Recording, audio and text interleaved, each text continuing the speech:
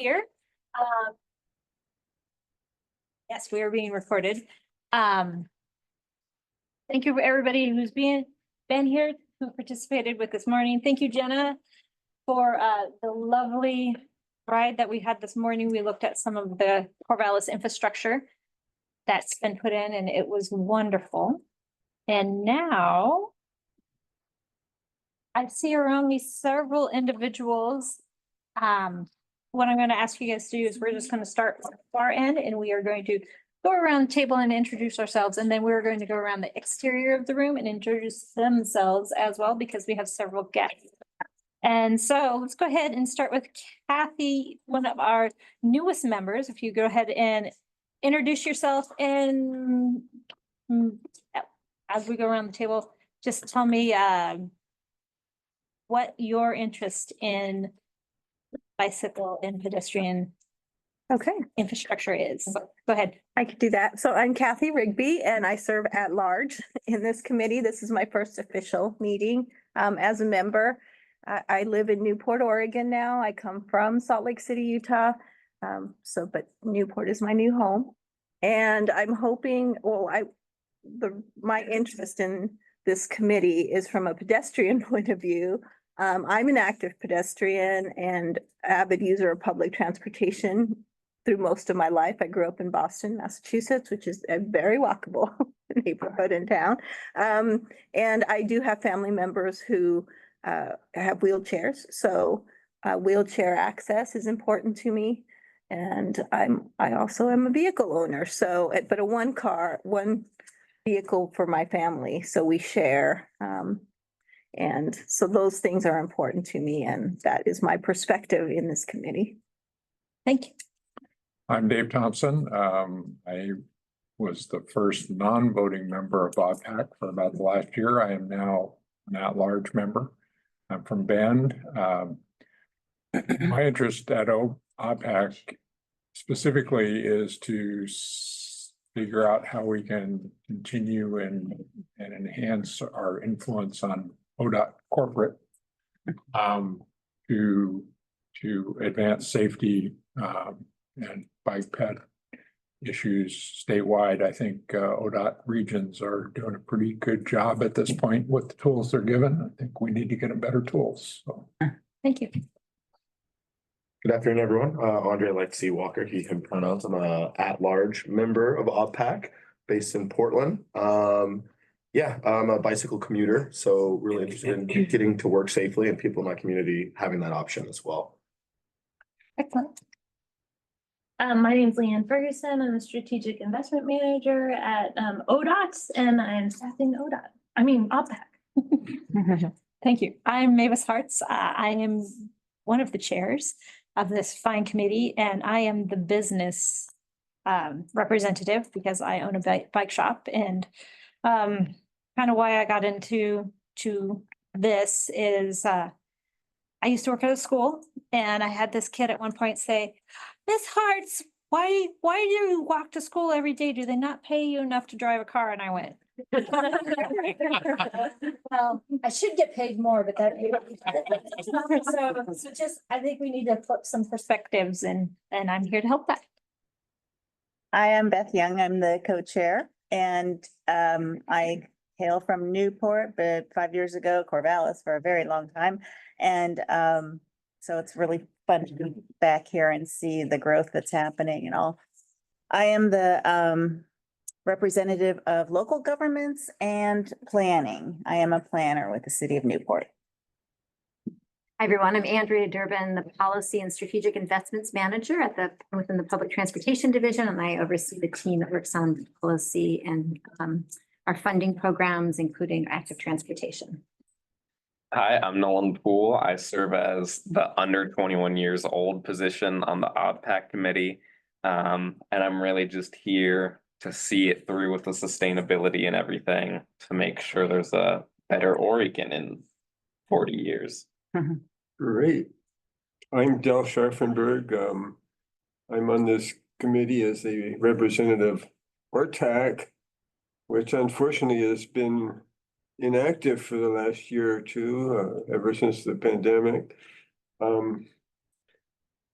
I'm also a very active bicycle commuter between my home in Milwaukee and Beaverton. So I ride to three cities and 3 counties every day. And I think that gives me a lot of experience in crappy roads. What does ORTAC mean? It's the Recreational Trails Advisory Committee. Okay. It's from the Parks and Recreation side. Okay. Hi, I'm Kim Curley. I live in Bend, neighbors of Dave. We did not carpool. And I work for a nonprofit called Commute Options. We serve 18 Oregon counties over there on the right side of the state. Where there's really literally more cows than people in some of my counties. But grandma still needs to get to the doctor, and about a third of Oregonians don't drive a car.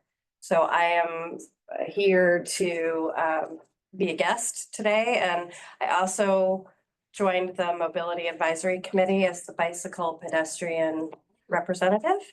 So I'm here to hear about those things and tell you what I know about that, which is not very much yet.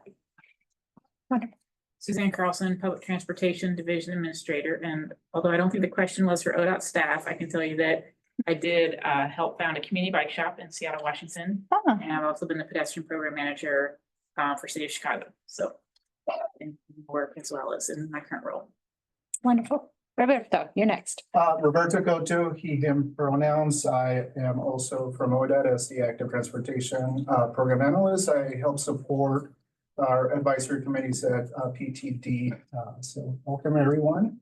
I do see that we have Carrie Robertson, who's also one of our newest OBPAC members. Carrie, would you mind unmuting and introducing yourself?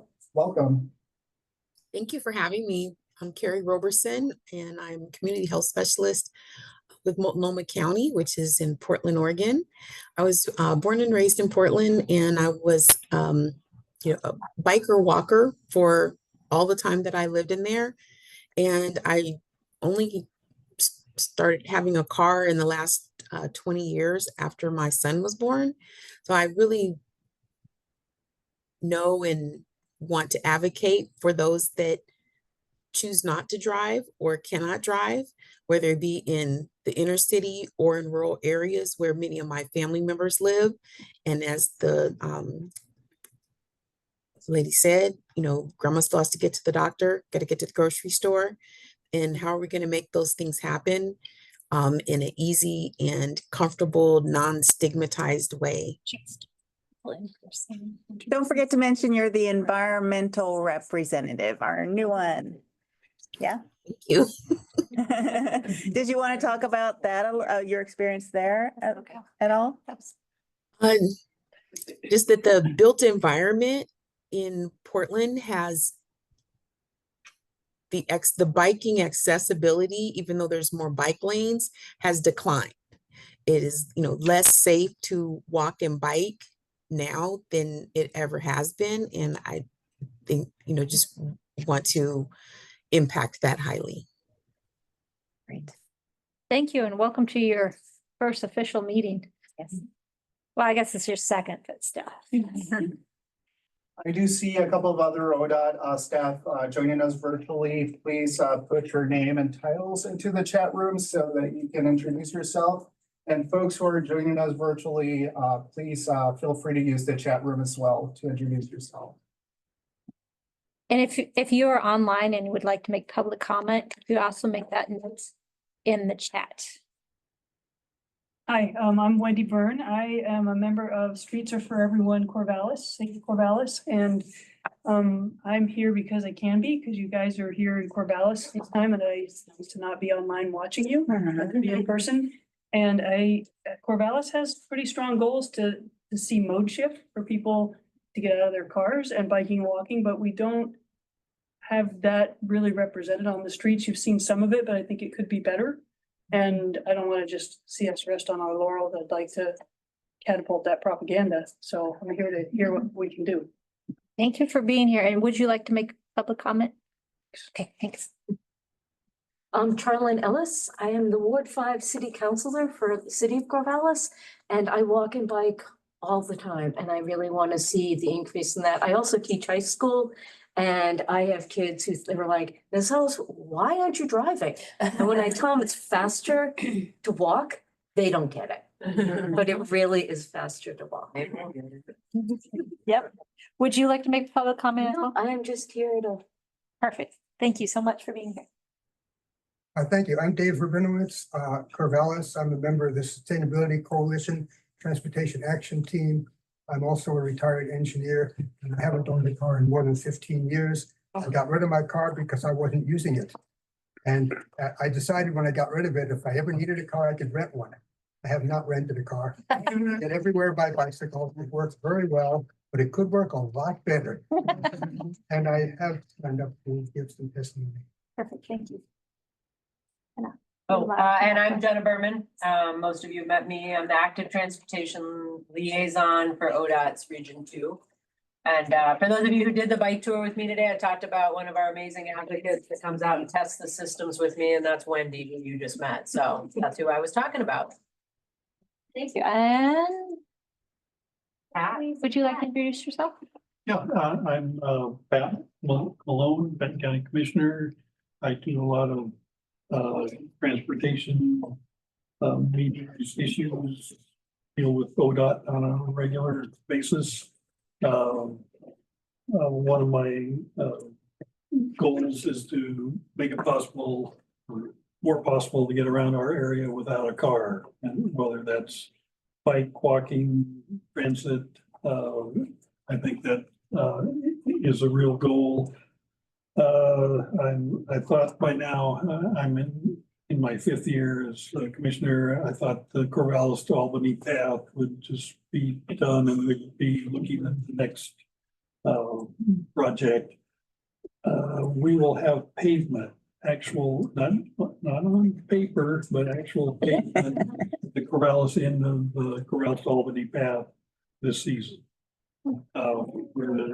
Thanks to ODOT, we got a carbon reduction grant to study and design the middle section, which is the longest. It's in 3 sections: Corvallis, Middle, North Albany.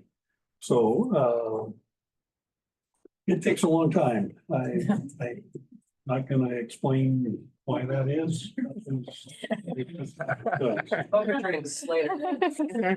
Just preaching to the choir. Did you want to do public comment, or are we good? No, I'd like to finish up. Corvallis has a nice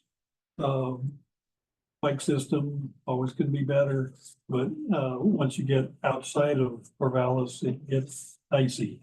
I see young males, invincible, riding on Highway 20 between Corvallis and Albany, or along 99W.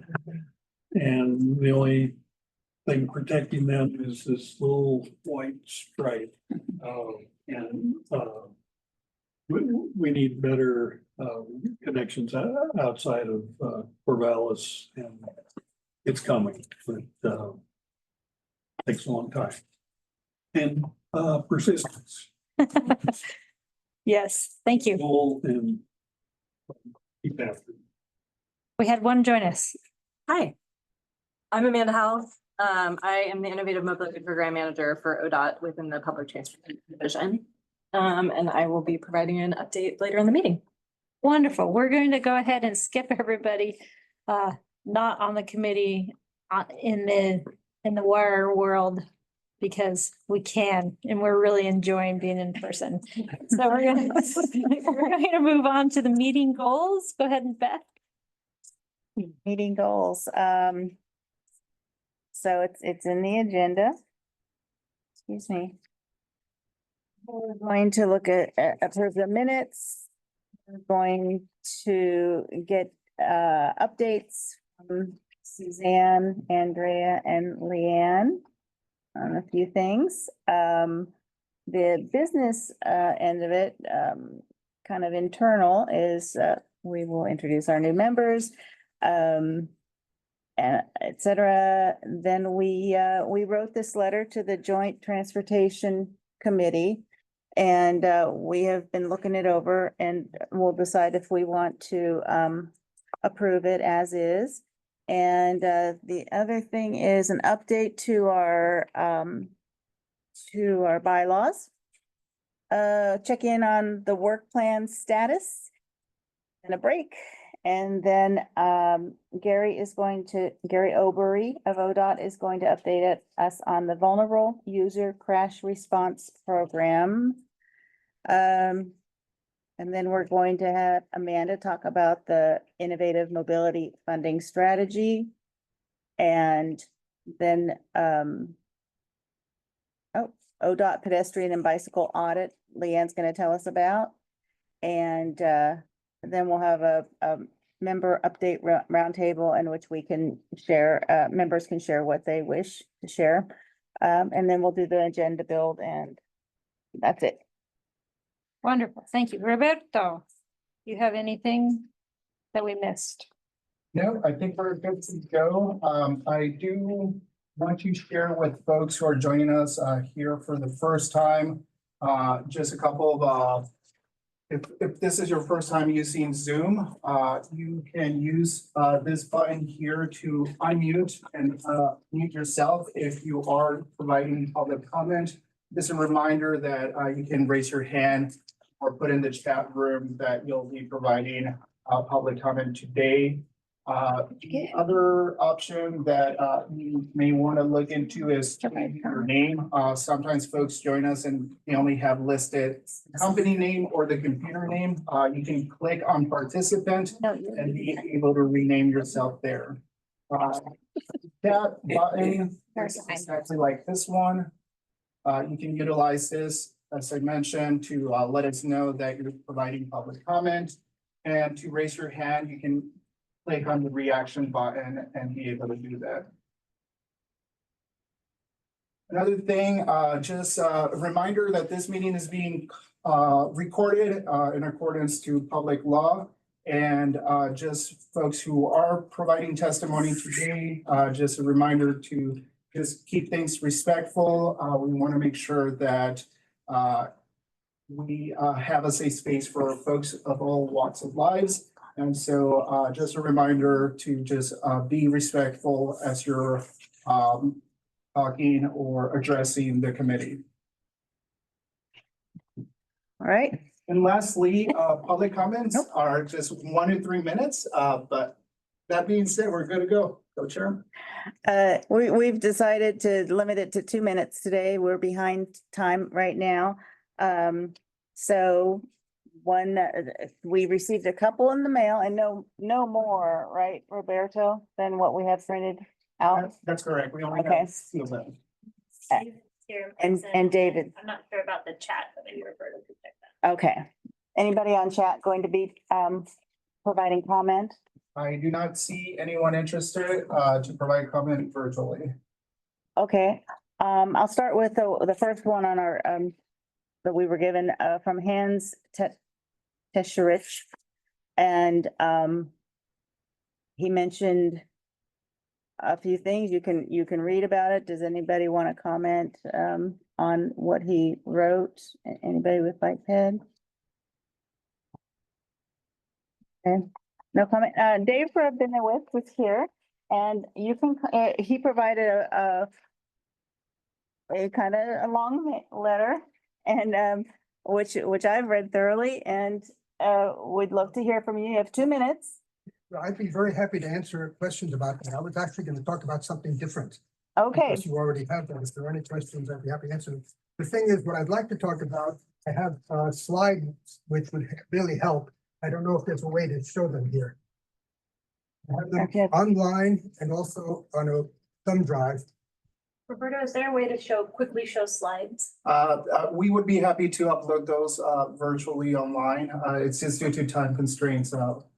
You have 1 minute and 41 seconds.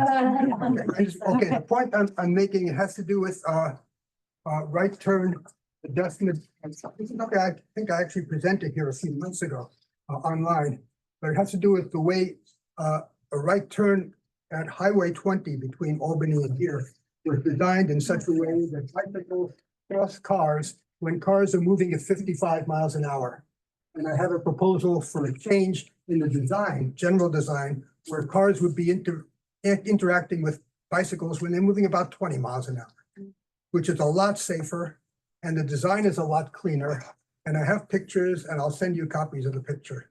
So you and I played email tag after you talked, and we never connected. And so I'd like to look at it for sure and then get it in front of some of our engineers, but that's project is in my zone, so. Okay. I put together a new image Okay. because when I put together the original one, the Google Maps, satellite view was not up to date and did not show what was there. And it's been updated since, so I've been able to show the problem. And I'll get you the copy of that. Yeah, love to see it. I mean, it's Thank you, recently Dave. completed, so I don't know what we can do to Well, change. now, but the we idea can is try. when ODOT does anything else in the future, do it right. Gotcha. Okay, thank you. And I did have a comment on your letter, a response. I would like to, it doesn't have to be at this meeting. In fact, it should be at the next meeting. Have I'd like to know how ODOT deals with roundabouts. Is it I'd like to know that too. is it a first option that they go through, or is it, I just like to know the process.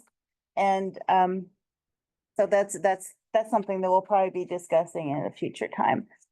I can tell you quickly about it, but we might not have time. I don't think Have we someone do. come and talk to you, but there is a very specific type of analysis that we do. It's called the intersection control evaluation, ICE analysis. And roundabouts are up there. And they're in there, yep. Okay, well, that's really answers my question.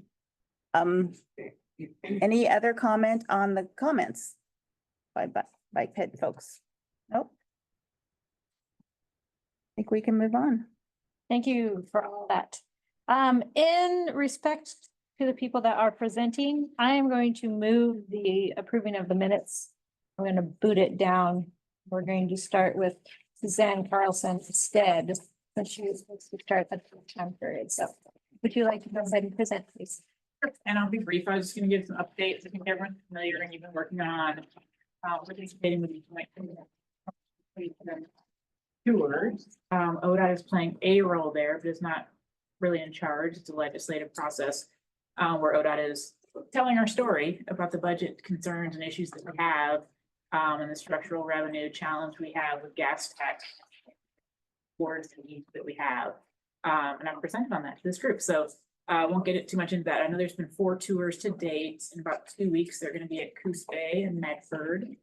There's opportunity for people to come to give public testimony. I know folks in the room here read the last roundtable as well as public hearing. So those are ongoing. And with that, I will turn it over to Andrea Durbin, who is going to give some more internal ODOT updates. Just actually a quick update about hiring for the bike ped manager position. We have made a hire and he will be starting in after Labor Day in September 4th. His name is Ian Davidson. He comes to us. He's currently a program manager with the Oregon Criminal Justice Commission, where he manages a $53 million program for dispersing a grant program there. But he's a very committed bike, pedestrian, and transit supporter.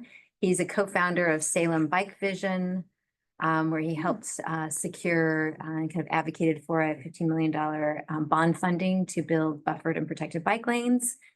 He's also been a past board president and vice president of Chariot's Transit District, and is very, very interested and excited to join this team and lead this work. So we are looking forward to welcoming him and introducing him to all of you very soon. Which office will he be working out of?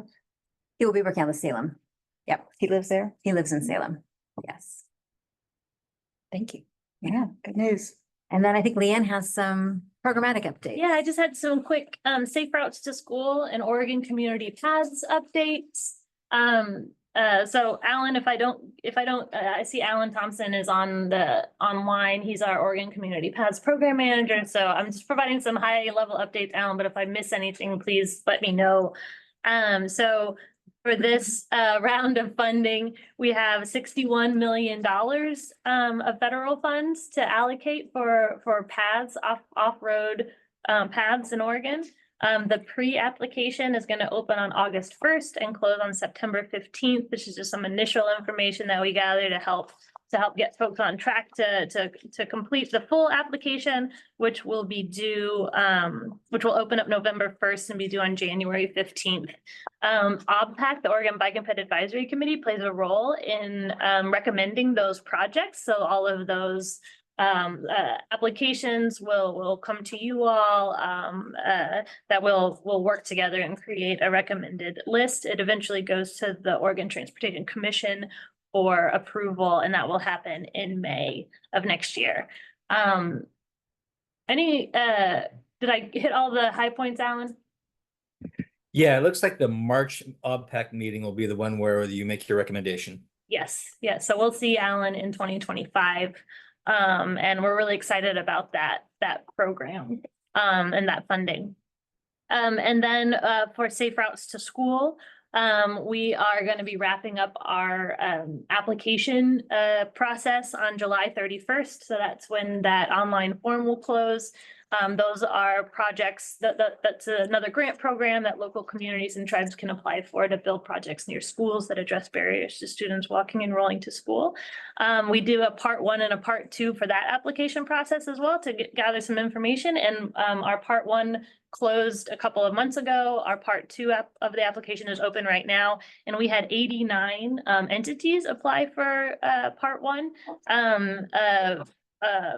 I believe it was something like four times the amount of funding available is what people have requested that they need. So we won't be able to fund everybody, but we will. The Safe Routes to School Advisory Committee, which Mavis is the OBPAC representative on, will work to make that funding recommendation to the Oregon Transportation Commission, and that list should be finalized in January. So lots of money going out the door, lots of good projects going to be built in the next couple of years with the funding. So those are quick programmatic updates.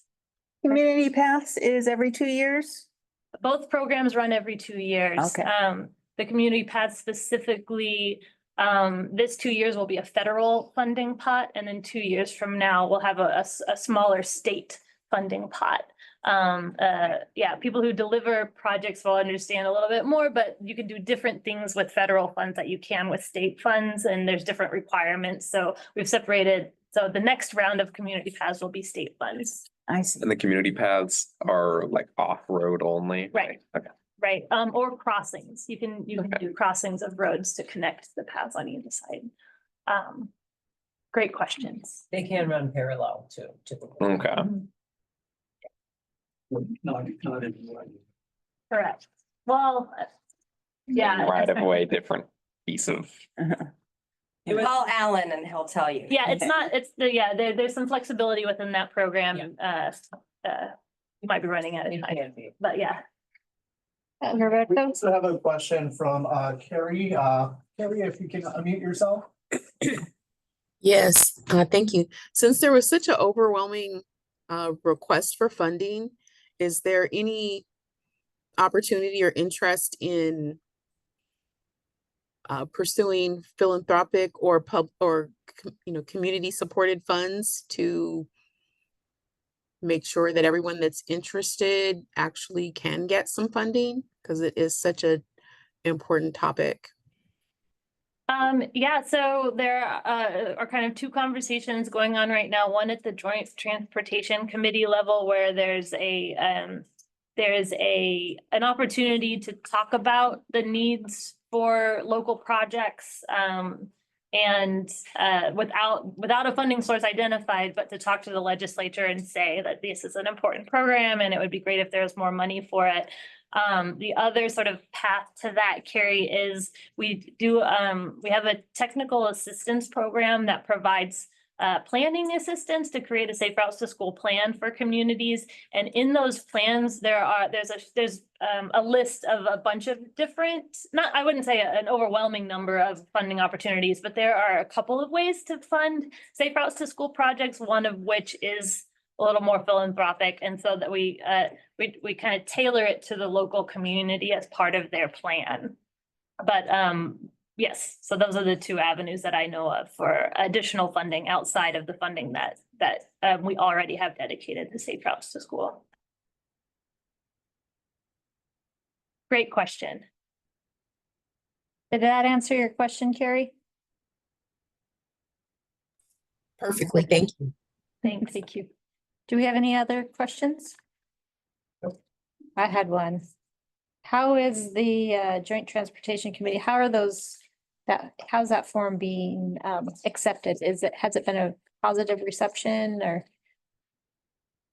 From the legislators who are sitting on that? Yeah. I haven't necessarily been privy to that. It seems like the conversations are going very well and that being Oregon, they're pretty sophisticated groups who have like concrete ideas. I mean, people aren't just saying, oh, you have to build this or oh, you have to do that. They're like, I think this kind of tax that would do this specific thing would be helpful. So they've been both asking for and getting, I think, some really specific feedback and what some solution sets might be as well. So it seems like they've been pretty well attended. They've ended before the full 2 hours of the public hearing a couple times, depending on the community.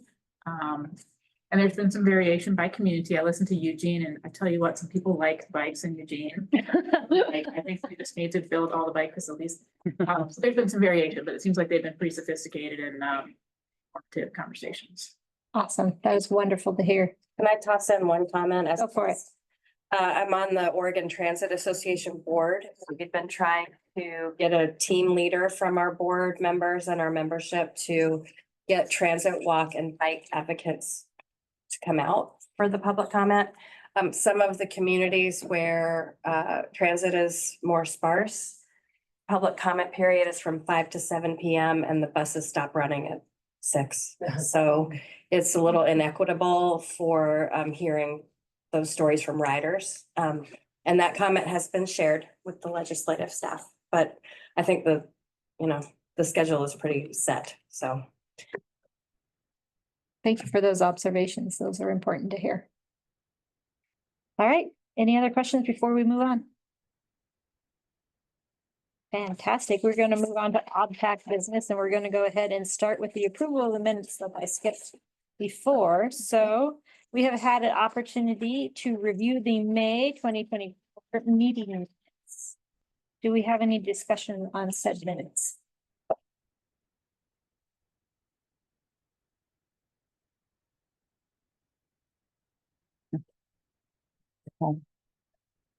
I think that we have some printout copies of. Have them. Yeah. Roberto, can you read the comment that was just put up there? I'm blind. Happy to do that. So from us, Sarah at the Street Trust, there is a statewide community campaign organizing in support of investment via the 2025 package for people walking, biking, rowing, and accessing transit. It is called Move Oregon Forward, and a link was provided in the chat room. I'll make sure to add these to our notes for next month's meeting minutes. Thank you. I would accept a suggestion and these minutes. I have a suggestion to approve these, motion to approve these minutes. Second. Perfect. All those in favor, say aye. Aye. All those opposed? Carrie, I am so sorry, but I cannot see a thumb up or down. Can you choose one? Perfect. Thank you. Unanimous. All right, on to the next order of business. So we kind of already did, we jumped the gun, but round of applause for those who have decided to come forward and are new on OBPAC. Very great. Yes, we have 3 official new members this meeting, and I am so excited that they are here because we have been running a skeletal committee for a long time. Let's just, why don't you guys reintroduce yourselves and kind of like smile so everybody knows who you guys are. We're going to go ahead and start with Dave, who is an old face here, but he's in a new position and he gets a vote. Yes, so apparently I passed my internship. and I'm now a voting member. As I said, I'm from Bend and I've been involved in bicycle and pedestrian advocacy for a lot of years. Hoping to still make some more progress. Wonderful. Great. And I'm Kathy Rigby, and I'm from Newport, Oregon.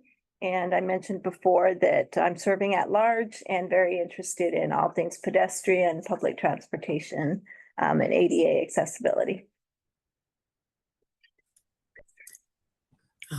Carrie Roberson, I'm in Portland, Oregon, the built environment advocate. And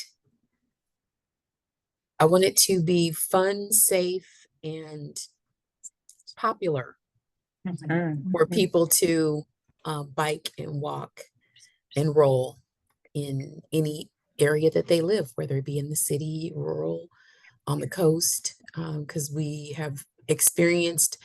I was at the coast with my mom and the car broke down as soon as we got there. And so we were, kind of stuck at her little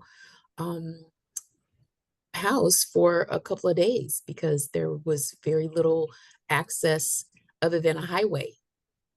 And so we could go like a couple blocks from where we were, but that was it. And it was a eye opener as to if she's down there or we're down there and there's a health issue or some type of other emergency event or even just running out of food. So it was it definitely makes it top of my heart in my head. Wow. Thank you. I am so excited that we're back up in numbers. Okay, we're gonna go ahead and move on. Wait. Kim is on the Kim list. Yes, that's where we're moving. Oh. All right. Good insurance. Was I gonna get that? I was gonna get the hug. All right, okay, so Kim is not part of the OBPAC, but she is representing us on the Mobility Advisory Committee. And so Kim, could you go ahead and talk a little bit about that? Who you are, why you have accepted this fine position, and then as I understand, you attended one of these and if you could just impart some wisdom on us, that'd be lovely. And I'm gonna provide one clarity really quickly. OBPAC, this committee doesn't have a representative on the Mobility Advisory Committee, which we shorten to the MAC a lot, but so it's not a representation of OBPAC, but it is, they do have two open membership for a pedestrian and a bicycle representative, and Kim is one of the representatives. Doing both of them. She's doing both of them right now. But there is a vacancy, yes? Oh, there's still is? Well, yeah, the second, there's two members. Got it. And the second one is positions. Okay, so again, Kim Curley, I work for a nonprofit. We serve 18 Oregon counties all in the eastern part of the state, regions 4 and 5 of ODOT land. And I was a Safe Routes to School instructor a long time ago when Leanne was, and go way back in bike ped stuff. My main job at my nonprofit is to do employer programs. So we encourage employees to bike, walk, carpool, ride the bus, go in the kayak in the river, ride a horse, all the things that take you out of your car by yourself. And I go driving across the state quite a bit by myself to pass these messages along. So I'd take the bus, but we're working on that, right? So when the opportunity came up to get more involved in the Mobility Advisory Committee as a person from this area of expertise, I accepted that. And I sent Leanne a note during my 2-hour orientation meeting with ODOT staff that she owed me a cold beverage in Corvallis when I came to see her. Because there's just a lot of ORS stuff and, legal things, and the committee is really big and it has a lot of very detailed plans to review and infrastructure things. I don't own or manage any infrastructure, so I'm really quite unqualified. to talk about bridges and overpasses and things like that, but I do believe that the Eastern Oregon piece and also my previous and current interest in non-drive modes might be helpful on that committee. I did attend one meeting and have had, 200 emails since then. Seeking approval of different parts of projects. And so I'm trying to navigate how helpful I can be in that place. I'm not driving oversized loads, over bridges and things like that. So. And can you describe what the Mobility Advisory Committee is for people? Yeah, so there's an ORS. They've told me the number 22 times and I don't remember it, but there are certain projects that affect the hole in the air that freight can use. Driving a truck through. Driving a truck through on the state system, there's certain routes, freight routes.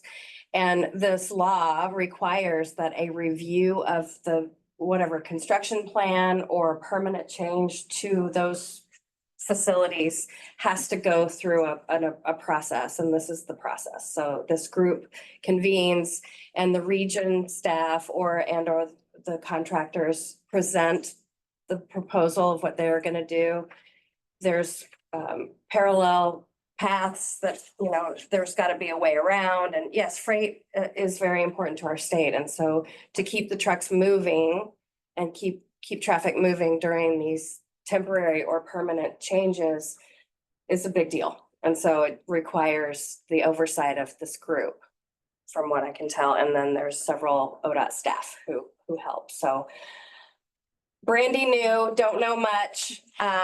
I'll keep you informed or ask questions if I have them. Many of the projects discussed so far have nothing to do with people walking or biking. It was mostly how wide of a truck you could drive and what time of the day. But I know there's impacts of all those things. We saw that this morning under the bridge, right? So, just ways that we can keep folks connected to where they're going during some of this major stuff that's being built. And just a real quick tidbit to bring it home, but all the highways we were on today on our bike tour have that status. And it's called the 366.215. Writing it down. It has that designation. So if I was looking at vertically separated bike lanes in South Corvallis on Highway 99, which I very much hope to get to, it would have to go to the MAC. And we'd have to work through a process of getting their support. They don't get to say yes or no to projects, but they give us feedback, and that feedback has a lot of influence. That's a fair way to say Could we get a little background? Was Kim's position and the other vacancy formed as a result of actions that OBPAC did before I got here? I believe so. I can sort of provide a high level description of what the Mobility Advisory Committee went through an audit from, I believe, the Secretary of State's audit office. And that audit made some recommendations, and then OBPAC offered to help on some of those recommendations. And so adding pedestrian and bicycle representation to the Mobility Advisory Committee was one of the actions that happened, kicked off by the audit, grew out of some discussions with OBPAC. And so really glad that Kim is taking one of those positions. They've only been around, those positions have only been around for maybe a year or two, and have been empty for some of that time. So I'll just try to keep it brief, but this committee has kind of a long history with the Mobility Advisory Committee because we have only so many feet on the roadway and we have a lot of different users to use it. And so there's a lot of interaction there. I'm really excited to have a member representing pedestrian and bicycle on the MAC, and I'm really glad that you're here and connecting with the Oregon Bike and Ped Advisory Committee. I think that's a good connection, so thank you for being here. Yes, thank you. And as a side note, there's 2 positions and right now we only have 1 person there. So just throwing that out into the world. And I am encouraged to have an alternate or a proxy. So if anybody's interested in doing that with me. Does it and has- entail, Oh. do you have, is it like us, every 2 months? It's once a month. It's the second Thursday in the afternoon. And then there's quite a bit of emailing and project emails and attachments and things. Always Zoom meetings or Always Zoom meetings. Yes, Okay. virtual only. whatever ODOT uses? Okay. Or it's Teams. Sorry. Teams. Okay, thank you guys for that. On to the next co-chairs election. This is my last meeting as a co-chair. We have reached out and we have had this nominations. And so we have a couple of people that have said yes to being co-chairs. We have co-chairs. And my last 2. Awesome. Yes. You have no chairs? We have We're no, about to be no chairs. we're about to be no chairs. However, we are going to go ahead and vote new ones, and they will not take in charge this meeting, but the following one they will be. Leanne, I'm So- gonna hand it off to you. We did nominations, and so we got some great nominations, and we have 3 of those nominees who are all willing to serve, which is awesome, and we can select 2 people. So we're gonna do it kind of by not secret ballot, but that way we don't have to raise our hands. And so I'm gonna pass out a piece of paper to everybody, and I want you to write the names of the 2 co-chairs that you'd like, and then Roberto and I will tally them up. I'm gonna introduce our folks who have been nominated, and maybe we have time for like 1 sentence. Perfect. Okay, great. About why you'd like to be a co-chair.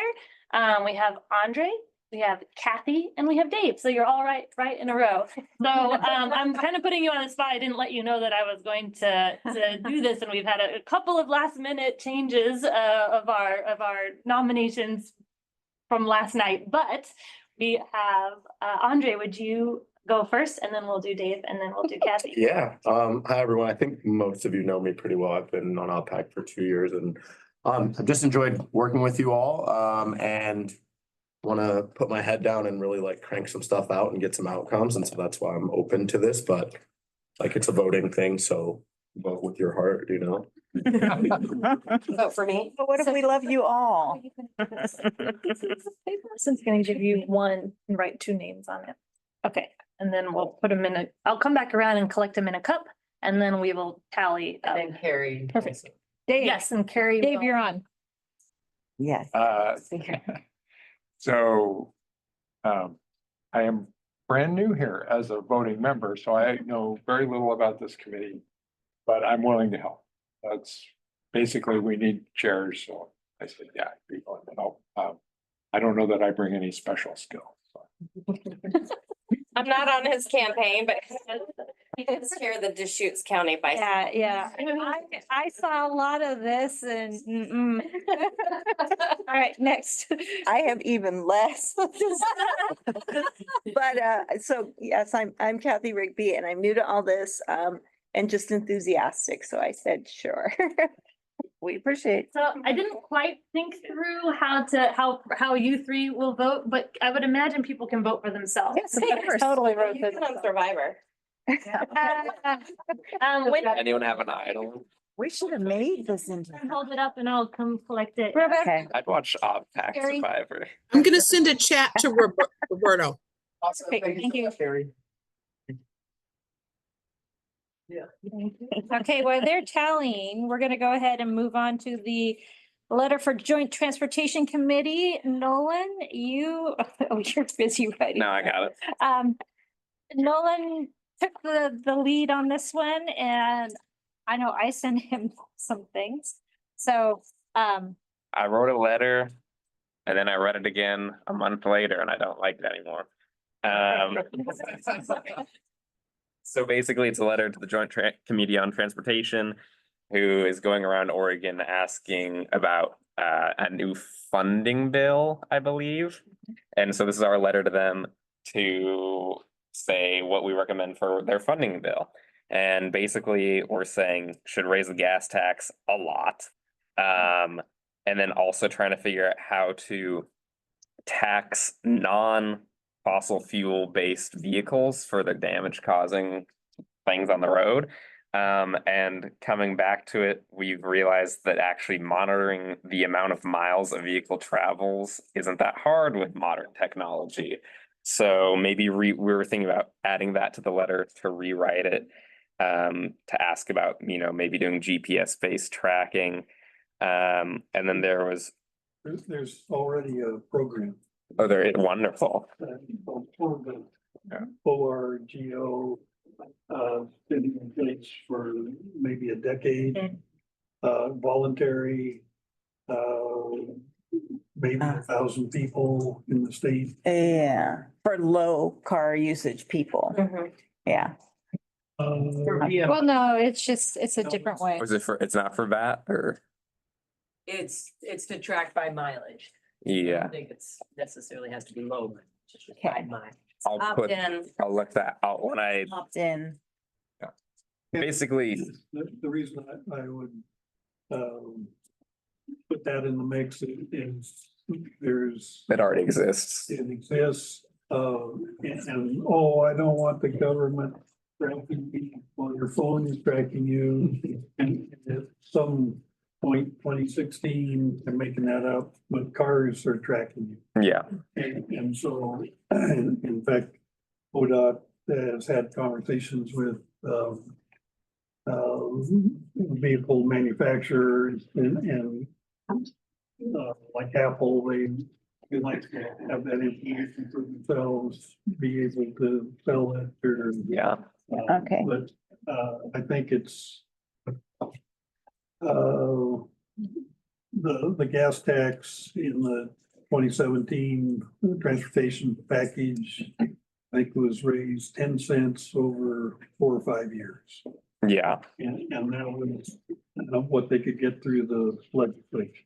And so, yeah. So there's also a missing spot where I did not know what the gas tax was in Oregon. I need to fill that in. And then there's also just general rewriting to make it more focused on a sustainable bike-based transportation future. So Revisit it. yeah. And so I'm asking to recommend it with those adjustments that I will make. I assume I should probably send it out and make a double check. It's have a date that you send it out and a date that you will publish it. So Yeah. What date are you going to send it to us? I can probably send it out in like 2 days. So that would, I don't have my calendar. yeah, what is, How about August 1st? yeah, that works. Yeah, August 1st, I'll send it out. And then what's the date a week after that? August 8th. Well, you guys do math well. All right. Can I make a couple of comments? Yes, on the please. letter? Mhm. First off, I think the letter is excellent. I did not expect that letter. I expected a letter that was more focused on what do we want rather than how we're gonna pay for it. And I think this is really what's being asked for. So. Yeah, it's a So, good letter. I mean, it's very difficult problem. I do wonder if we should say anything about the legislature deciding to add additional bicycle related fees, because last time around, they put in a sales tax basically on bicycles. And given our focus on making it easier for people, I'm wondering if we should say we don't think that is a good idea, or that what we think is a good idea is to continue to encourage more people to bicycle or walk instead of drive, and therefore we should not add any obstacles to that. Not sure exactly how we say it should be worded positively, but net. Do you guys want to work together on that? Yeah, I'm happy to. Is there, I don't know if this has to do with their whole deal at all, but can we, how like ODOT has to spend 1% of their stuff on bike projects? Is there a way we can ask them to like up that? Or For what? I'm sorry. can we, you know how ODOT has spent 1% of their money on bike projects? Are they in charge of changing that at all? Like, can we ask them to up? That's legislative. I thought this was legislative. Yeah, this is. Yeah, this is legislative. We're asking them to spend 1% on maintenance for bicycles. Oh, there you go. That 1% is such a tricky thing though, because there's so many like. Yeah. It goes into a woo-woo box and a number gets kicked out. So when you ask to like. It's almost like looking the gift horse in the mouth. Yeah. So.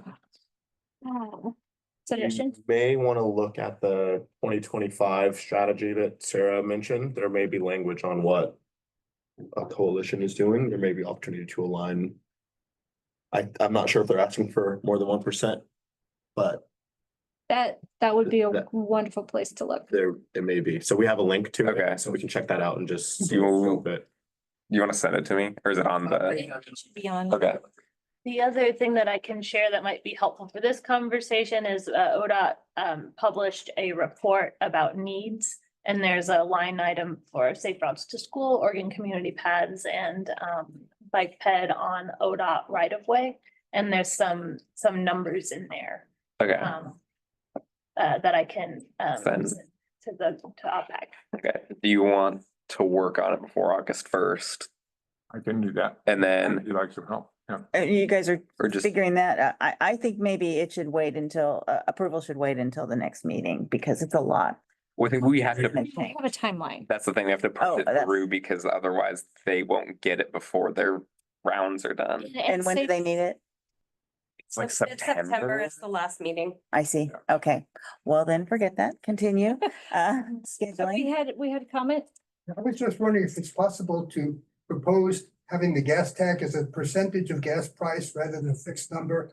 That way it automatically tracks inflation without the legislature having to get involved. We did have a whole thing about tracking it to the inflation and all of the things that we recommended everything be tied to inflation. So to the, By making it a percentage instead of a number, it automatically ties into inflation. He caught that one. He was on it. Thank you. Yeah.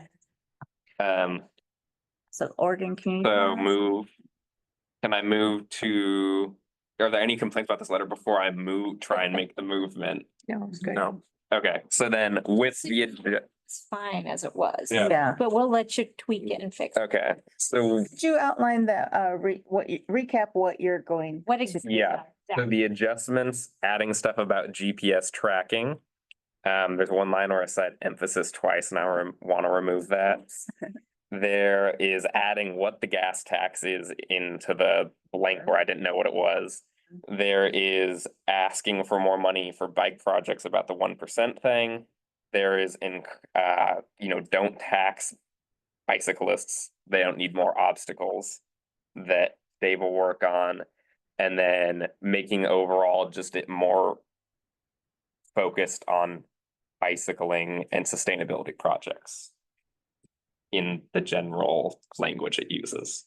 And I'm gonna add a couple things. You're gonna look at the street trust, Sarah Inarone, is that her name? Inarone Mhm. is with the street trust, and so that's a publication that you might wanna look at. And And then- also, you're gonna you're gonna look into Oregon Community Pass and safe routes to school information. We could also, if we aren't comfortable with voting on it now, can we make a subcommittee to vote on it? And then they can pass it through. It's fine. What's gonna Okay. do is you're going to come out and we're going to have it on August 1st. Yeah, And then your guys' job is to do any suggestions. And so that we can, on August 8th, he will have everything and it can continue on. Question. So we'll have, I was gonna say, we'll have that week to look at Google Docs and make suggestions to you that you can take or leave. And then August 9, we will know what the final letter is and, Yep, August is final product. so that's what we can all agree to, what Yeah. you just said. okay, so that is the movement Yes. Motion. or motion. All right, Question is, we will accept it as is on August 8th. And it will go to which committee? the Joint Committee on Transportation. And we had did we have somebody that was going to attend? I'm going to attend. Oh. The September meeting in Bend. They have still not, I think, published. There's not a location yet. Yeah, there's no way to sign up yet, as far as I know. Wonderful. Yes. Unless, you know. I was gonna make an earlier comment, to clarify what Leanne said, the numbers that we've shared so far, ODOT has shared has been safe routes to school increase and on-road bicycle and pedestrian facilities. We have not increased the Oregon Community Pass. Got it. Thank you for that clarification. Just clarify. Yeah. And I don't know, so I would, for location and time and logistics, that'll be coming out from the joint committee, so I would keep an eye on their website for that. Okay. That was Second, I second. Dave second. Hang on, I call for the question. Oh, no, that was my question. It's just someone have to second it. But when I call for the question, that means you have to say it again. Oh, okay. The question is to move this letter to be sent to the Joint Committee on Transportation, signed by OBPAC as it is on August 8th. With the proposed changes that y'all just outlined. Yes. I second. All in favor, thumbs up. Carrie? I can't. Carrie. Opposed? Thumbs up. Okay, motion passed. Nice job. Thank you. Thank you. Yes. Yeah, no problem. It really is a good letter. Documents. Thank you. I gotta have my impact. Moving on to our work plan, Andre did a whole lot of work. So this fine thing right here. And our conclusion after a whole lot of work on this is that this was a work plan that we did a really good job of completing most of the things on here. And as a pretty much new committee, we would like to have a new work plan for next year. So instead of redoing this work plan to fit this crowd, I am proposing that next meeting, when we are setting we're going to be doing for the year, that we take a look at our goals and come up with a plan for the year. I suggest we ask the group to provide some suggestions prior to the meeting on what they would like to see as clearly as we can in terms of how we think we might organize this, so that we're not starting from scratch at the meeting. I think that is a wonderful thought. And by then, when does Ian come on? Yeah, I was just thinking that. I'm wondering if it makes sense to use the next meeting as an opportunity to share suggestions, but then give Ian, your new staff manager, a chance to spend time with you, get input, and then use the following meeting to really develop the work plan. That would mean July. So our next meeting is Be November? It's September next, right? Then September next and then November. So September meeting would be that like gathering of ideas, jumping off from these. There are some great goals in here that I think you could utilize if you want. And we have talked about goals in past conversations. So kind of like using our past conversations as a jumping off point and gather more information and then use November to coalesce it into a work plan for 2025 or 25-26, however long you guys want it to be. I like that timeline. Dave, we could also do some prep work for those meetings and we could gather some ideas and then discuss them further in the meeting.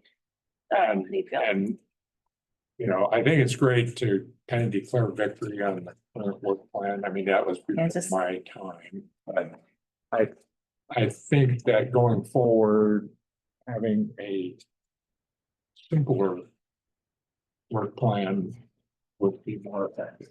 That's just my thought. And so I don't want to get dragged back into this too much in terms of, I think there's inspiration in there, but let's not end up copying too much of it.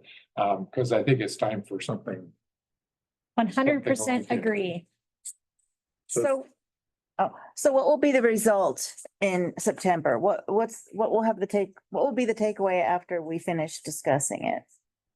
I'm happy to jump in and offer some guidance. So I think as we're thinking through our next meeting, I would say focus on the first two columns, Mhm. focus area and goals. Everything beyond that, we can sort of leave behind. So be thinking about, are these three focus areas accurate for this next cycle? Mhm. Are there other ones that we want to focus on? I feel good about these, but it'd be good to have a conversation about them. And then within those focus areas, are the goals that are already existing, do they still fit? I think there also, I'd want to work through the SMART goals framework to make sure that that we can actually like have timelines around them, they're actionable, things of that sort. So, SMART stands for measured. somebody help me. Measurable, attainable, Are reasonable? reasonable, and timelines. There you go. It's a great, Are my. pretty standard model that helps you not just create random. That was my biggest thing in working through this was like, are these things that we're doing measurable? I have no interest in doing things that aren't measurable. Personally, I don't think it's a really good use of time. So that's my advice to prepare. That'll be our takeaway after we discuss it in September. Yeah, so I imagine it'd be just a list of goals and then, actions to achieve those goals and metrics that are tied to those actions that say, that we can look back and say, did we complete this thing by this date? Yes or no? Right. If not, why not? So the 4 columns you're hoping for are focus area, goal, actions. No, just this. Just the first two. Just that. Just to prepare. Excellent. Mhm. Okay, And that's for September, and then we'll move it to SMART in Exactly. November. Okay. got it. With our new head, Mm. Okay. that's gonna be with us for more than one meeting at a time. Yeah. What, I'm not done with this yet? Okay, so are we okay with that plan? Actually, I think we should accept vote on this. I make a motion to sign off on this wonderful work plan as complete and thank the people that were here that led us through it. For, I think many of us were here. You may be the only one that was the original, so maybe thank you. Oh, you're so welcome. And, yeah, Move to make another one as well, or a new one. A new one that fits this current dynamic better. I second Move. that. Beautiful. Okay, all those in favors? All those opposed? Wait, you got Carrie. Carrie, thank you for a thumb. Moving on. Dave, updating the bylaws, term limits, non-voting members. You're on. So. Somebody rewrote this, right? I mean. I did. And the yellow parts are the Okay, questionable one. I assume I didn't actually read it. That's okay. Do you want me to present? Okay. That'd be great. So just a brief, for the newcomers, when we were figuring out this new position, non-voting member that we decided to have, then we wrote out a description of what it is, and so we thought we need to add that to our bylaws. And then, so that's section 5 there, see if that works for you. And, then term limits came up. We realized, it's not in our bylaws, anything about term limits. So section 2, I threw out 2 terms. Because that was the feeling that we had. It was something like, it was on our website that we're limited to 2 terms. But we're not, because it's not in our bylaws now. So, do you want to discuss, first the non-voting member, if that works for you guys? If you've read it, hopefully. I read it. I would like to propose that instead of a term being 1 year, that it be 2. Because there's just so much terminology that I'm just now starting to really understand everybody. And Andre succinctly told me that he has now been part of OBPAC for 2 years, and it just seems like a blink. So I think instead of Yeah, 1 me year, too. it should be 2. I would agree with that. I'm good with it. Let's vote on that. We will be voting on the whole thing. Oh, okay, okay. Any other discussion on that? Is it two sound about right for people? And we're looking at this highlighted portion right here. That's what we're talking about. And to recap, the reason for a non-voting member is like, when we have so many great candidates that and we know that it's an ordeal to find good candidates. And it's a time, takes months. And, so when we find so many great ones, we'd love to just say, could you be a non-voting member? And that's the reasoning. I have a question about that. So the non-voting members, do they have to go through the background check? No, it's a decision we make. Just, okay, so.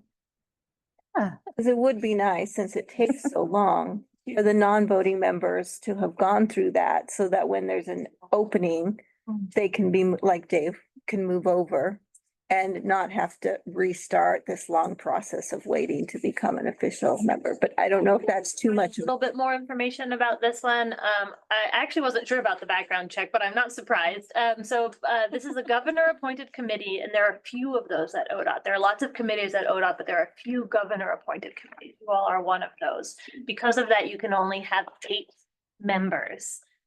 Because that's how it's written in the law. Most committees ODOT committees are larger than 8 members. In order to create a little bit more capacity on this committee, they all have been discussing adding non-voting members for a while to add extra knowledge to the table, add extra discussion, add extra people to work on work plan items. Without having to change the statute to add more members. Because it's a governor appointed committee, you all have to have workday accounts, which is kind of like our HR account, which is why you had to provide social security numbers and go through all the trainings. I would not recommend us figuring out how to create workday accounts for non-voting members at this time. But if that's something that y'all are really interested in, I could look into it a little bit more and even see if it's possible. I think it would potentially make it a smoother transition to a voting member, but I don't know if that would outweigh the benefit of everybody jumping through all the hoops to make the workday account in the meantime. Okay. I do, we can casually, offer, when we have an opening, we can say, do you want to be it? And then we might be able to avoid the whole search. So that's an advantage too, is for future.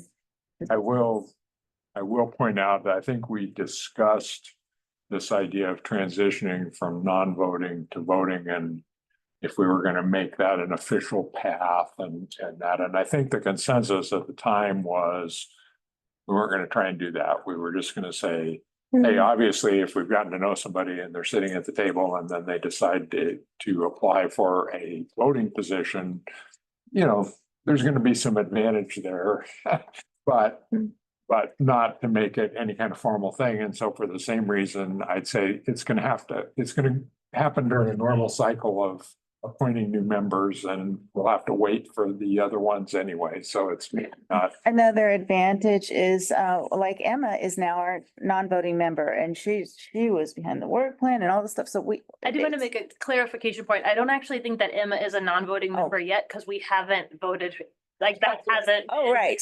Really? Haven't decided this. Emma stepped aside with the intention of becoming a non-voting member. So I was going to bring that up for the next meeting that we should vote. Right.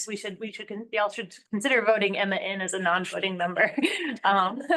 So that's the advantage, is without the burden of, for Emma, she can still give her expertise to us. So that's another reason for it. And Kim would be an excellent non-voting member. This is the kind of thing that we're hoping, is that we can have non-voting members give expertise on committees like the MAC. Does a non-voting member get paid like a voting member? Because if so, then they would have to have the workday, wouldn't they? The non-voting member would be paid in a slightly different way. So a governor appointed committee has a couple of options for how to get compensated for your work. If you're not on a governor appointed committee, you only have one option, which is the equitable engagement program, compensation program, which allows ODOT to compensate an hourly rate. Okay. So it's slightly different, but Roberto is an expert in all the different ways that we can compensate people, so we would be able to compensate them. Luckily through the ECP, which is the program Leanne mentioned, that's all internal within ODOT, so we don't have to go through the governor's office. Okay. We don't need to include compensation in here, do we? And I don't want to burden us with things. Okay. I think we're getting in the weeds. Are we okay with what is written on section 5? Yeah, voting yes. Are, Typo, I don't know if you want to talk about. yes, please hit the title. I think so. It says a non-voting member apostrophe, but there's no S in the last sentence. No, non-voting member. Yep. Thank you. With that. Okay, so we're okay changing it to 2 and we are adding an S after the apostrophe. Are we adding an S after the years to make it? Oh, see, Or remove the apostrophe. Oh. Like you're going to school or something. I am in school. Okay, traveling on. So we also have. And while we're on this page, 3C is just, it's kind of seems old and we don't do it, and why put it in there? Okay. And there's another one of those on Article 6 amendments to the bylaws. Vote will be by roll call. We have also stricken that. Thank you. Awesome. Yeah. Okay. Got a little too much on that last sentence. Did we? I didn't actually look at it. So on that 3C, I know that when things went back to school and people were online and not present, so you couldn't see who voted. So for the record, as long as you say that, this many votes were in the positive, this many were in the negative, I think it has to be said because not everyone's in the room. Oh. So that was the reason, I think, for votes by roll call, is so you could know how many number were in the affirmative and how many were in the negative, and the virtual world to sort of change that. So when you eliminate that, you also have to be careful to actually note the number of votes verbally. That makes sense? Yeah, I don't know the rules about it, but that feels right in my gut because it does feel very fast. And sometimes it's hard to keep track if you're online. Can't that be an option for the chair to, we'll say, 3-2 voted yay. 3 voted yay, Do we need to have that in there? Well, I don't think know. it needs to be I don't- in here. The records thing. Yeah, I'm not. Has to do with. Sure. I mean, you don't have to have it written in the charter, but we will have to look and see if it's required, and we will do it if it's required. And if it's not required, I think Kathy might be bringing up a point that maybe it's something you want to think about keeping in there, or at least partially for clarity. We have had a couple of instances where the thumbs are flying and it's online. We've actually missed people because we went too fast and we didn't get all the comments out. And so just reminding folks that we have had some confusion around voting before when we go too fast. Add something like. Just leave that in there. Well, in minutes, it also impacts minutes, because if something's unanimous, then you can write in minutes, it was a unanimous vote. But when something's not unanimous, you usually have to notate the votes. And In minutes. That's how we currently had it set up. Yeah. yeah, but by roll call, means you note who voted for. Yeah. You ask, they say. And We don't have to. do unless that. that's specified in the statute, which I don't think it is. No. I think we ought to remove that and whatever procedure we adopt to make sure we record our votes Okay. in an acceptable way we can do. I don't think it needs to be. You brought up a good thing, Dave. The only the things that are bold are in the original statute. You did. Oh, okay. Wow. Yeah, let's not do those then. And then the final is the term limits. The first page, section 2, appointed by term limits. On our website, it says so be limited to 2 terms. Each term is 4 years. And we're putting this in the bylaws so that is everybody comfortable with that 2 terms? My only comment, since it affects me and I don't care which way it goes, is that I'm being appointed to a partial term. So. All right, partial terms. So it'll be less than 8 years. Which, This doesn't really Really talk don't have a about problem. partial terms. Yeah. This You have a talks about it starting at this meeting. The bylaws have it that it's not like really filling partial terms. I will fully admit I do not understand partial terms. I don't have any. Like, No, I understand the if I word leave. partial term, but I don't know how we're utilizing it with this committee and why. So I would need to. It's learn not a little in, bit it's not in about it. bold. And I don't think we're, So here. if you're asking me, it's- I'm saying I would need more research, but if y'all are not asking me, then. You can Are limited to move 8 forward with years. it. Yeah. Cause then at most you could have 2 terms in total, but you could have like a full term and 2 partial terms if you limit to 8 years. That's messy. Yeah. That's messy. Yeah. This is a little cleaner. It means that Dave started today and he has 4 years of meetings with us. That sounds like a long time. Yeah, Oh, you it's not that he think so? finished Emma's and so he has 2 more months left or something like that. That's just too complicated and it's not in the original. Let's do it that way. I don't know why we would be doing partial terms. That's sort of what my question in my brain is like, why have we been doing partial terms? I So think don't it's know. when specific, I don't know why. Okay, What, But if it's not in the statute, then I think we can change it. Something in the statute about when positions open up, I vaguely remember. yeah, that Okay. was when they were I think it was kind of made for when they were first doing it. When they were first staffing it and deciding on who's representing what, and then, if somebody leaves, then, but I don't think they're thinking about, how many years down the road.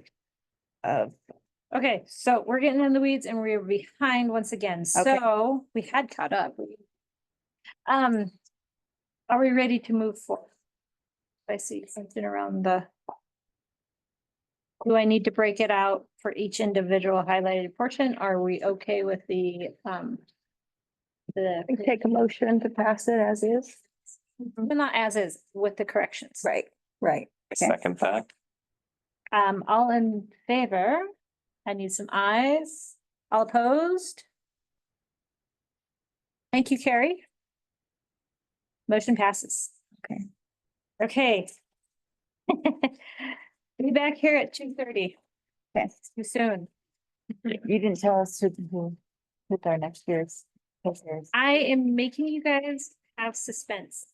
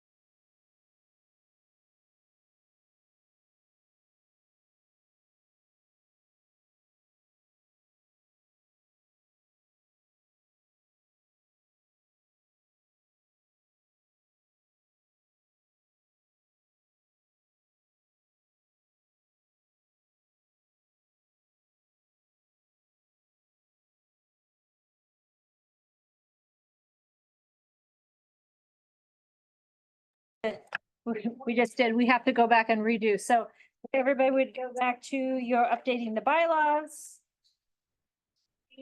On the first one, the term limits, positions shall be limited to 2 terms. We just voted that in and then decided that was a bad idea. So we're gonna say positions shall be limited to 2 full terms. AKA you can finish out somebody else's term and then go on to complete your own 2. Much better. Yeah, Right? Because of section 3, says it right there, unexpired term. Yes, I can make a motion to amended by with the change of instead of 2 terms to say 2 full terms. Nice second.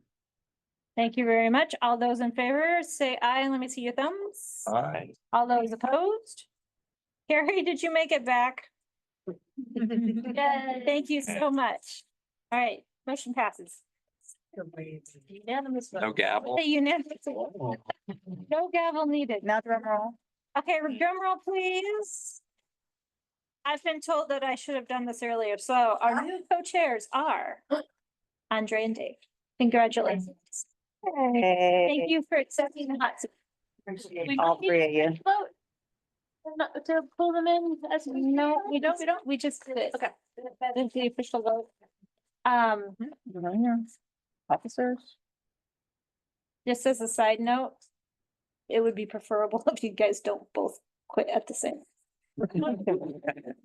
Future reference.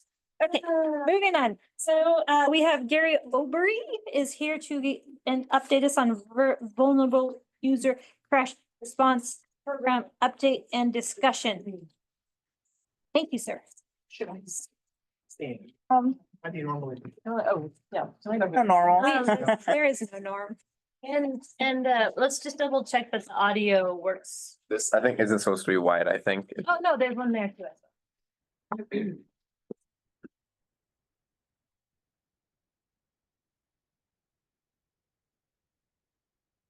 What does VCR program mean, first of all? Good place to start. Yeah, that's the Vulnerable User Crash Response Program. So we didn't quite include all the initials in there, but response. We abbreviated the abbreviation our program, so you can see that. But so I think Jessica Horning, y'all remember Jessica, so she's moved on to Parks, but I believe she came to this committee last year. I'm seeing some heads nod to tell you about the program that she was kind of conceptualizing, and you know, she formed it up. I'll give her almost all the credit for forming the committee up, you know, getting the funding established, taking this to the OTC and all of that. And my goal here is just to tell you where we're at with the program, and take comments.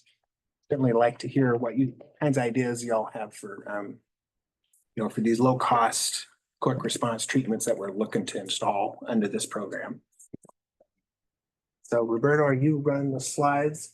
So I guess I should tell you who I am, Gary Obery. I work in the traffic section. I'm a traffic engineer, bicycle pedestrian traffic engineer in the traffic section. All right, so thought I'd start here with a little bit of background on where the program kind of originated. Yeah, it kind of started really as I look back in 2021, you know, with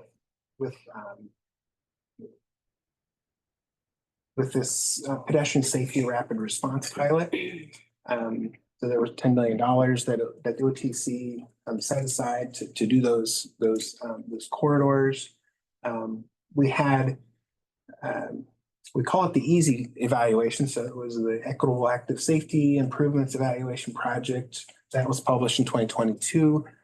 I'll tell you about that in a minute. But then those two things kind of led into setting up this VCR program, where we have 10.6 million for this 2024 to 2027 time period. All right, let's go to the next slide. So those rapid response projects listed here. So we did 82nd Avenue, TV Highway, portion of Lombard, And then Main Street or Oregon 126 in Springfield. So those are corridors that we've long known, were hotspots that I think rather easy for ODOT to identify those. Not so easy to try to address them.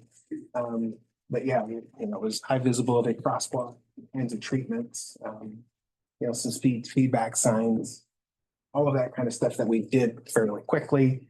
And so that was kind of our first, maybe that wasn't our first, but that was a effort in 2021. Try to be responsive and quick, and rolling things. Let's go to the next slide, Roberto. So then the easy project came along. It looked at what worked and what didn't work in those 2021 corridors. But it made some recommendations, I guess, that have directly led to where our VCR program is now. So it said it should focus on safety and equity. They made a big point of pointing out the ways to roll equity into what we're doing. And they recommended that things be done in a year or less after a crash. They recommended that we use state funds. So the federal funds come with strings attached, more delays and stuff. So so that was a recommendation to use state funds. So let's see here. Maybe I'll go to the next slide. Sorry, that whole slide is not quite showing there. But anyways, I guess the important part here is, where we're at with this VCR program. So these are, we're setting up for things that can be done here as their crash. It really, it's a kind of a two-track, effort where there's a responsive component. So after a crash happens, we want to be able to stand a committee up, look at the situation and decide whether there's something we can do or not. And we also know just, from our work with safety treatments, and particularly with treating bike and ped crashes, you can chase those around all day and never catch up with them if you're always responsive. So we want a systemic portion of the program that looks at more risk factors and tries to predict, where the next crash might happen and get the improvement in place before the crash happens. So the program is set up to kind of do both of those things. That's the safe systems approach. And it's a safe systems approach. Yes. Yeah, we know that people make mistakes. So we know that slower speeds help. That's certainly where we're headed with that systemic side of things. So, all right, let's move on, Roberto, to the next slide, please. So then the funding for the program, this is kind of how the budget works out. A little bit there for administrative costs.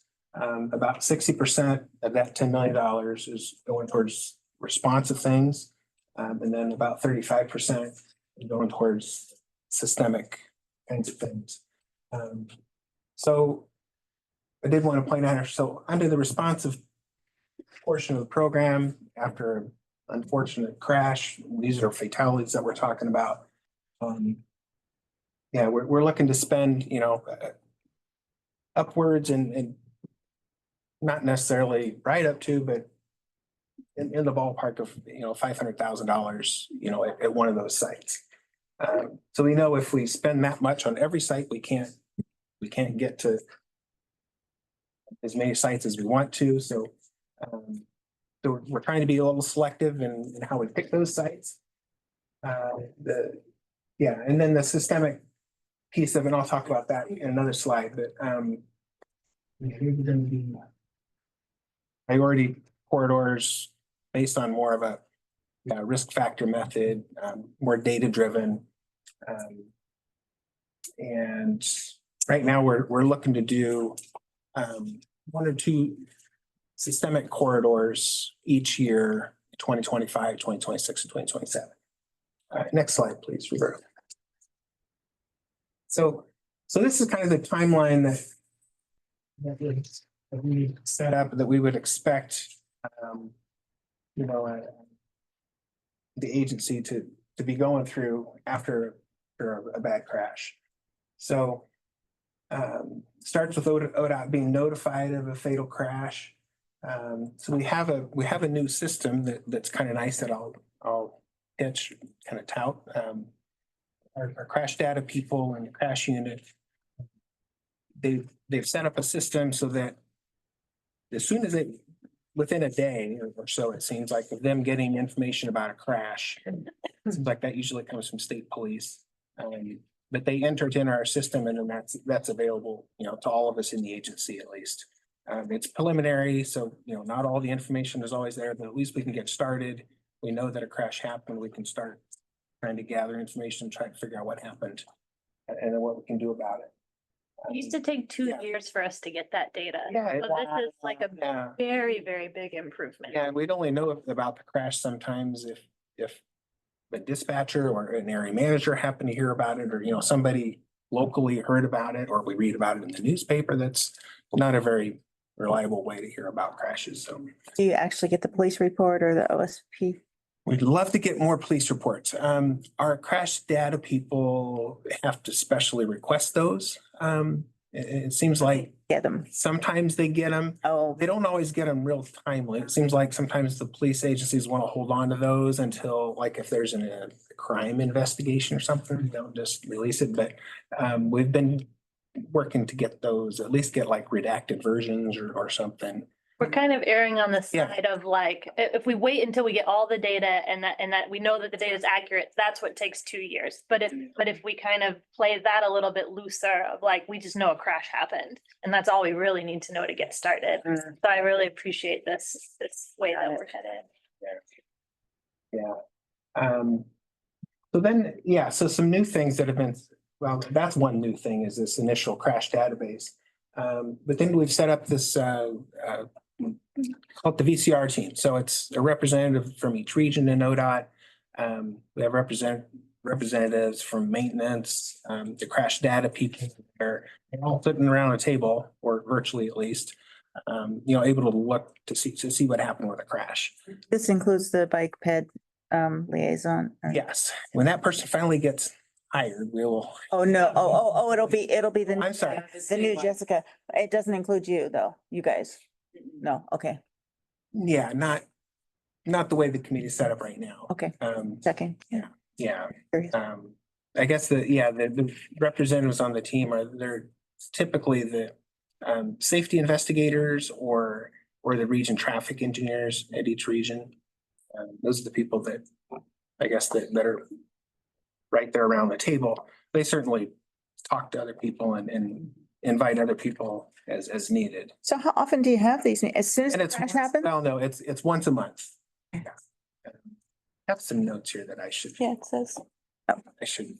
It's set up, for those of you who remember Oh, the here we Safe go. Routes to School Rapid Response Program, this is actually set up very similarly to that grant program, only it's for internal ODOT to do a quick response to a crash, and it is for ODOT right of way. Yeah. So the same with the rapid response program for the Safe Routes to School grants, it's a $500,000 max. There's a monthly meeting to help make decisions quickly and efficiently. Yeah. When things come up, you use that meeting. If things don't come up, you don't need to use that. Yeah, thank you, Leanne. Yeah.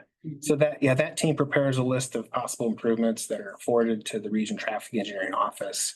That office investigates the ideas, identify other ideas, and they develop a proposal, an actual proposal, for construction. Yeah, so we kind of expect the region to get that done in 2 to 3 months.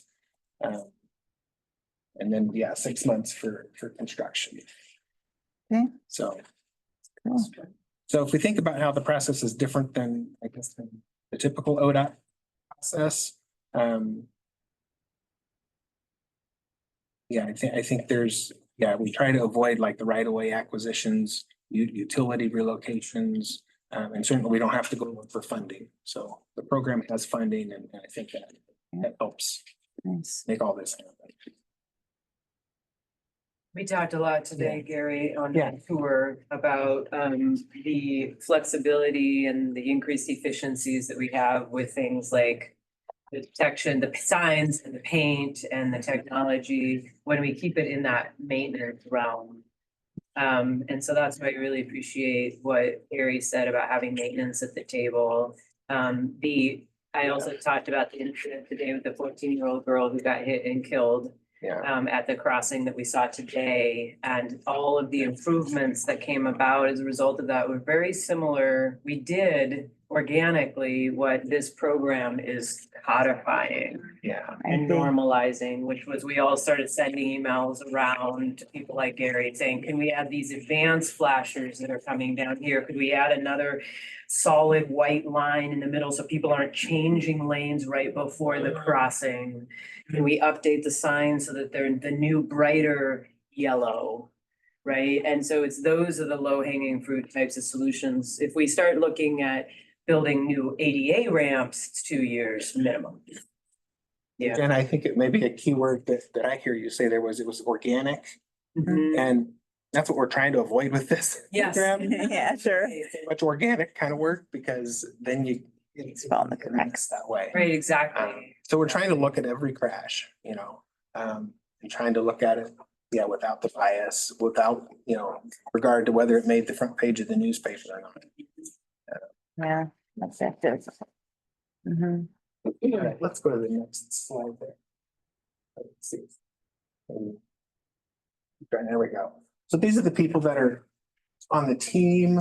Someone from each region, our crash unit. What's TSO? Heidi Manlove is with our traffic safety office. And that is, increasingly evident as we look at these crashes that we need someone from that office. We need to, because we don't necessarily have solutions in some of the places where we're having crashes. We don't have very good solutions. So maybe some education or enforcement, can help in some of those places. So that's where I'm hoping that Heidi can come up with some answers for us. Said somebody from each region, but I only see region 2 and region 3 on there. Yeah, what happened? The formatting on these slides is funny, like there's a version of this, but there's 2 columns and there is a region 4, Dan Serpico, Tiffany Slaughter's region 1, Marlo Stan's region 5. Maybe your packets have more. No. The same way. Packets also. Go ahead. I've got, somehow I have a version that is, oh, you have a version too, okay. Yeah. Well, in the materials, we'll update it to a version that has the full slides, but we're sorry that they're completely shown up. on Tiffany Slaughter from region 1, Dan Serpico from region 4.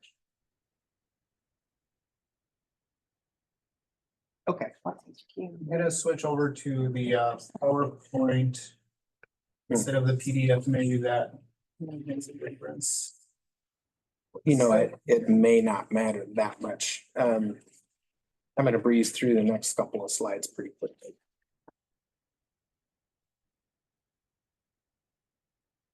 Anyways, in your packets, the next slide was kind of a map of the places where we've been seeing the crashes. There's kind of a spatial map there in the Willamette Valley, Salem.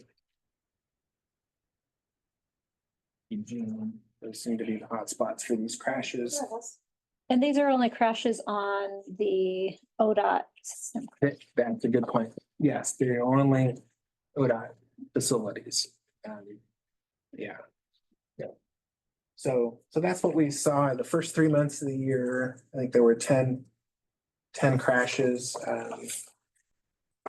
And vulnerable users. And die. vulnerable user crashes. People on bicycles, people walking. Not crashes, deaths. Does this mean fatality? True. Yeah. Yes. I think it's important that Yes. not Yes. sugarcoat. Yeah, these are people that die. Yeah. All crashes, yeah.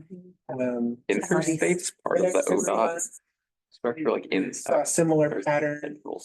Kick it over to the next one. Or interstate's part of ODOT's right of way. Up and down, you can pretty much kind of just follow I-5 there, I think a lot of that is exposure.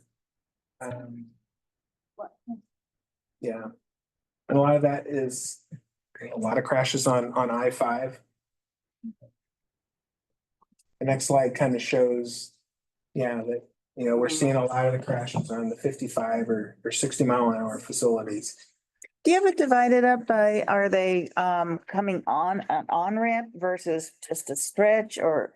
Have that information at my fingertip, but it's kind of a combination of, Info in general? I have the locations, but I have to look that up. Yeah.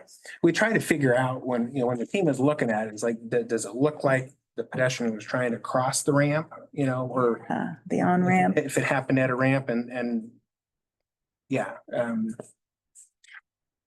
like almost half of them were close to ramps or could have been at a ramp. It's hard to tell, from the data that we have, if the pedestrian was trying to cross the ramp or not, but I think that's part of it. That's a huge difference because I don't know how many people are along the roads versus intersections. Yeah. I don't know. I'd like to know.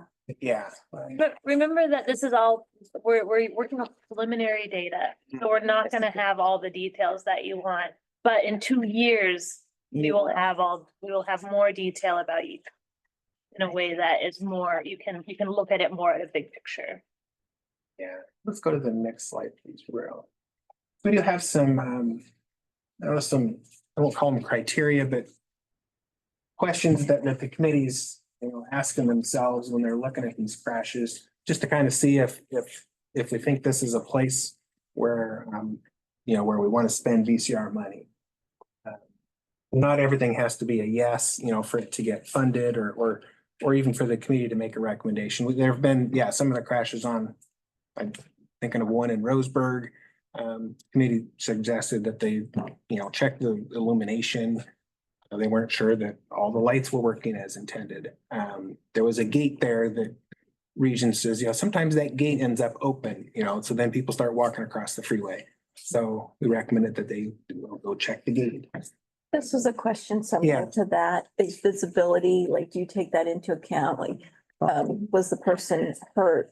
A visibility issue, like, could they have been told to wear flashing lights or, were they hard to see in dark clothing or anything like that? That could be, that's another low level, maybe education and safety training as opposed to major. I see that in the crash data, how was the person dressed? So far our committee has not really focused on that so much. We try to avoid the victim blaming that can come with that. Yeah. And it could also be, brushes and trees and the way people Absolutely. access a road. Several of our- Visibility could be a couple of things. Yeah, several of our crashes, we've talked about, trimming some vegetation, for sure. That's a big one. Yeah, if the drivers don't see the pedestrian. Okay, just Not so I good. Yes. understand, the double negative did not occur on an interstate mainline. or express. Yeah, that is a double negative. So if that's answered no, then that means it did occur on a mainline and you may not choose to take it further because it's right in the middle of the freeway, and what are you gonna do? There's some of that. Yes. Yeah, and I realize that actually happens in Portland. Yes. I was surprised at how many crashes were happening on the freeways. The only thing to do there, I mean, I've heard from a citizen who did a pedestrian and kills him, and his life's work has become trying to pass state level legislation that doesn't allow people biking and walking on our freeways. And I mean, I thought that was really interesting, but that he had really strong feelings. Now he's out of jail and blah, blah, blah, and he doesn't not take responsibility, but and we are only one of 9 states that allows peds on the. I was shocked. So it is an interesting, I'm not throwing that out as an advocacy. Yeah. But it's an interesting question. Yeah. No, in rural areas, a lot of times freeway is the only. That's right. That's why Oregon. That's exactly why. Kept it. Actually, sometimes it's the only way to get to work. Exactly. You get one of those. Yes. Yeah. So do you have questions along this slide? Or are you just showing us these are the questions? I'm just showing you. Okay. Kind of what the committee goes through and we're trying to make a decision.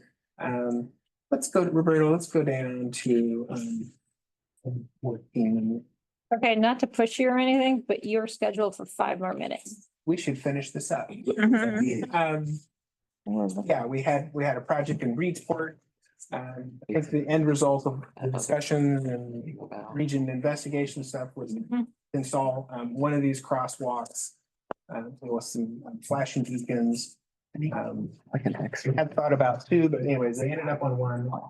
The next slide.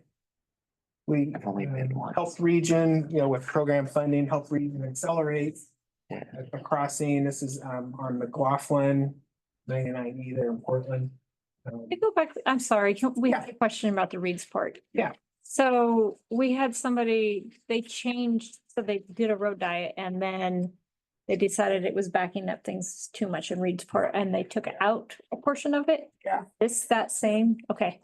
So we talk a lot in our committee about the road diet. You're aware of that. You guys can get a road diet here and Reed was like, no, please, they the city. Our word. The city did not want another road diet, so this is the part that is still 4 to 5 lanes. Yeah, and somebody got killed there. So.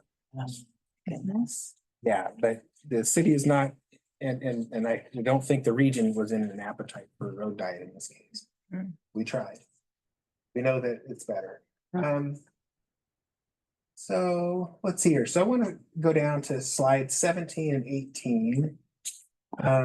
These are just saying some of the things that we try to do, or consider. The next slide. We have more traffic control features, that our committee, will perhaps entertain those, those as potential treatments. But yeah, I'm sorry, I only have a few minutes left here, but I wanted to leave some time for everybody here to tell me some of your, what treatments, I don't know if you've had a chance to look over the list, but is there treatments on the list or treatments not on the list? Things that favorite treatments. One of my favorite treatments are the in-street crosswalk signs that, you see them in the parking lots a lot, but they can be used in the street, like on the center line. I think those are effective. It's hard to get those to stay put. Get run over and then removed or something, but if we can get maintenance or get the city to support those, that's an improvement that we're pushing with the program for sure. I know in Oregon, this Yeah. may not be as feasible as where I've come from, but for wheelchairs, medians offer a great safety feature because not everybody operates their chair the same. Some people are being pushed. And with babies and strollers, they need like a stopping place or some safety place to duck to if traffic is coming at them. Some place to go. And they're quick and easy. There's no right of way. There's no drainage. So those meet all the criteria for the program for sure. And then I don't know where this falls into. I wasn't sure I was spotting it, but those signs that say you are going, this is the speed limit, but you are going, because where I live right now.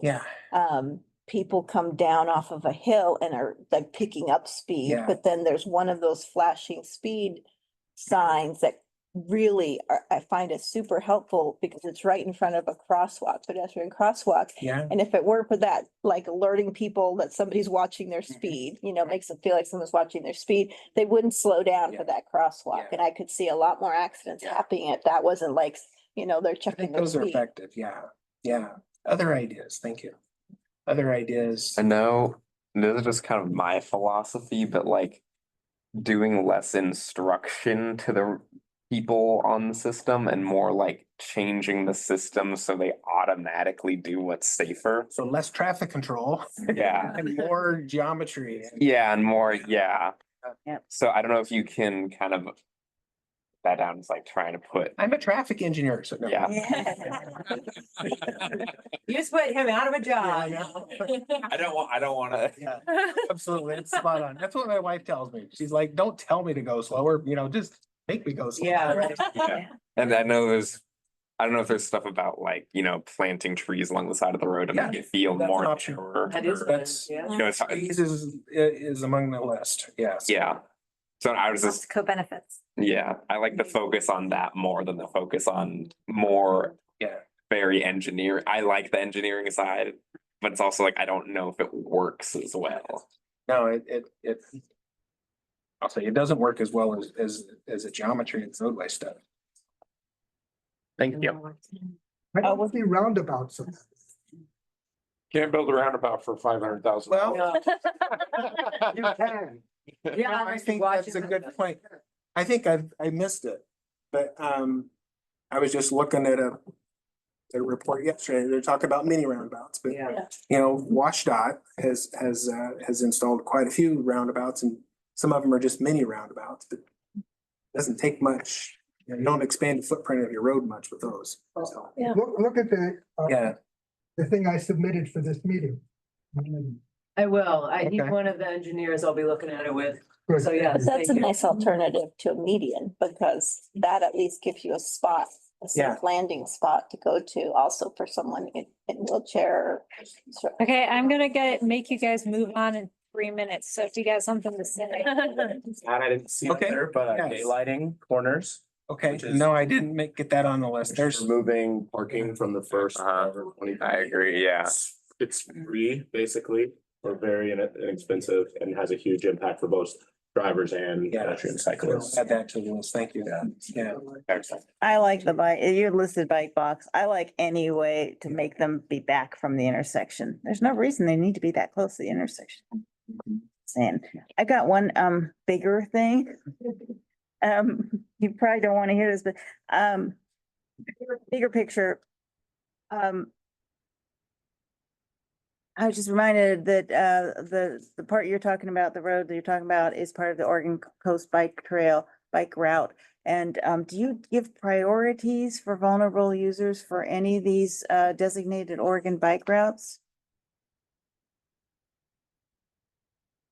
I'm not sure I understand. So, Or Oregon Coast Bike Route? Yeah, what do you mean priority? Well, Do they have a thing, like a take on the, 5% of the funds that aren't responses to. Oh. crashes, Like the proactive ones, Yes, you give yes. priority to the bike routes where you know, where we're actually asking vulnerable road users to come. to Oh, use them. no. exactly. no, that's No. not so much put in there. Okay, I guess, you know, I actually would argue against that. okay. Because our recreational Hmm. riders are not necessarily, I mean, that's like not the equity lens, right? Our recreational riders, anyway. Yeah, you they're all got a being point looked at there. Equally. Yeah, You know, tourism versus someone just trying to get to the grocery store, right? So if you Yeah. get into anything like that, that would feel pretty uncomfortable to me. yeah, Um, yeah. but I you think may- volume of users is. Yeah, and attracting people and then having it unsafe. Sorry. Attracting people from over the country and then having it unsafe. Yeah. Maybe a follow-up could be if you have any information on how you do prioritize that 35%, like, I don't think it was in a slide. Maybe we could ask, We're still trying to figure that out. But that's very high level. So I'll let you guys those systemic corridors. just remind There's- you, if you're gonna attract them, Yeah. designate them. Or just don't do that anymore. Thank you. My pet peeve is the abrupt end. You know, Trails. where you're like, Figure it out. this is so great. And then it's like I'm on the the road. pinch points. Fixing the pinch points, even if it's just with paint. Connectivity. 3 minutes? You mean where the bike lane ends? Yeah, Yeah. like those pinch points where you're cooking along, everything's great, and then all of a sudden you no longer have a lane and you might have this much.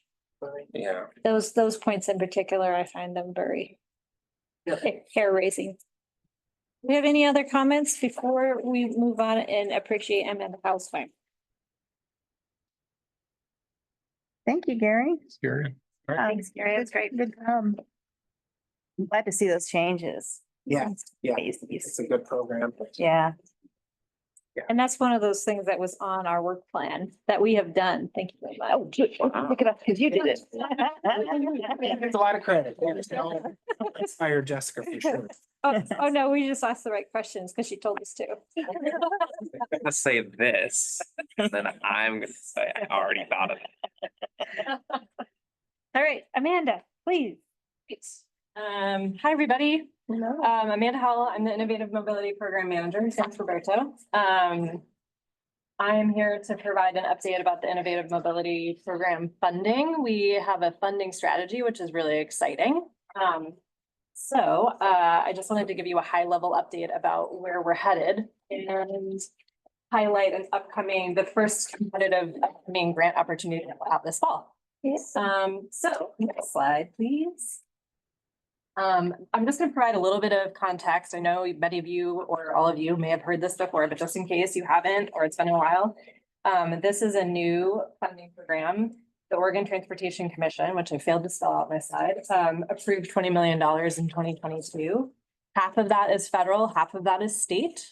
As has been mentioned here in other moments, working with federal funds is more challenging. It has some different strings attached to it than the state funds. The state funds have, they're a little bit easier to work with. So it's taken us some time to try and figure out how best to program those funds to maximize their impact. But the goal of the program is to improve access to public and active transportation for historically underserved groups and prioritize historically underserved groups in both the development of the program and the delivery of the program. And then we're also looking to reduce drive-alone trips and greenhouse gas emissions. Next slide. How does ODOT define historically underserved groups? I think I've shared this slide before, but just also again, as a reminder, ODOT defines this as pretty broad. So as you can see here, veterans, people of color, tribal governments and indigenous people, people living with a disability, women, older adults, youth, people who identify as LGBTQ+, people living on low incomes, people with limited or no English proficiency, and people experiencing homelessness. So quite a lot of groups that have not been well served by ODOT in the past. Next slide, please. So it's 2024, it's July. Yeah. So the program was designated in 2022. We have made progress. My predecessors did some community engagement in 2022. We launched a micro grant program in 2023 in direct response to that community feedback to provide a low barrier micro grant program that would be non-competitive. So we've done 2 cycles. We just completed our second cycle of micro grants. The first cycle was $5,000. In the second cycle, the one we just completed, it had increased that to $15,000 to increase the impact and the scope of the programs that we were able to fund. We also established a technical advisory committee, and we had been working with an equity and change management consultant to assist with the development of that overall funding strategy. So that's the work that's been done to date to get us to where we are today. Yeah, sure. I noticed the people who the groups who received micro grants weren't cities per se. The ones who although they can apply, but it was grassroots organizations, sounded like. Yes, we have prioritized giving those grants out to nonprofits and community-based organizations. Which is rare for ODOT, right? It is, yeah. Yeah, and that's it's been really great. And also I think it's been a real learning curve for everyone involved, just in terms of what it takes to make sure that we can get those dollars out the door and into the hands of those nonprofits and CBOs. One of the biggest barriers that we have determined has been insurance requirements and just working through those. And so we've been doing our best to try and come up with, we've been doing our best to work through that. And so this round that we just completed, I think the vast majority were nonprofits and CBOs. We'll have an update. We'll be sharing out the list of the most recent grants probably within the next month. We're just finalizing all those grant agreements right now. Just one question to that. I know that you give out the funding until it runs out on those micro grants, but it is very, it doesn't help us prepare those of us looking for that funding when you just end it abruptly. And like, you have to be watching your website like almost daily to know when that's going to end. Because we had a grant we prepared in Newport, and then it was too late all of a sudden. Yeah, thank you. Yeah, I mean, I totally hear that. Again, I think there's been quite a lot of learning with that. Having a grant program on a rolling basis where there was such high demand, I think we probably will structure it a little bit differently in the next round, just based on some of those learnings, just because the demand was very, very high. We went through those funds very quickly. And as you said, like there was we were definitely oversubscribed. So yeah, I appreciate that. Okay, next slide. So I want to provide an overarching description of the types of projects that we can fund this is a combination of what we can fund with those federal dollars and what we can fund with the state dollars. And there's kind of some big buckets. So we are funding studies, assessments, and implementation strategies, including transportation equity needs assessments, shared mobility feasibility studies, first last mile studies, and pilot and program development. I know there's a lot of jargony terms on there on our website. We do have lists of, we link out to references and definitions and things to provide some additional context because that I recognize it's quite a lot of jargon.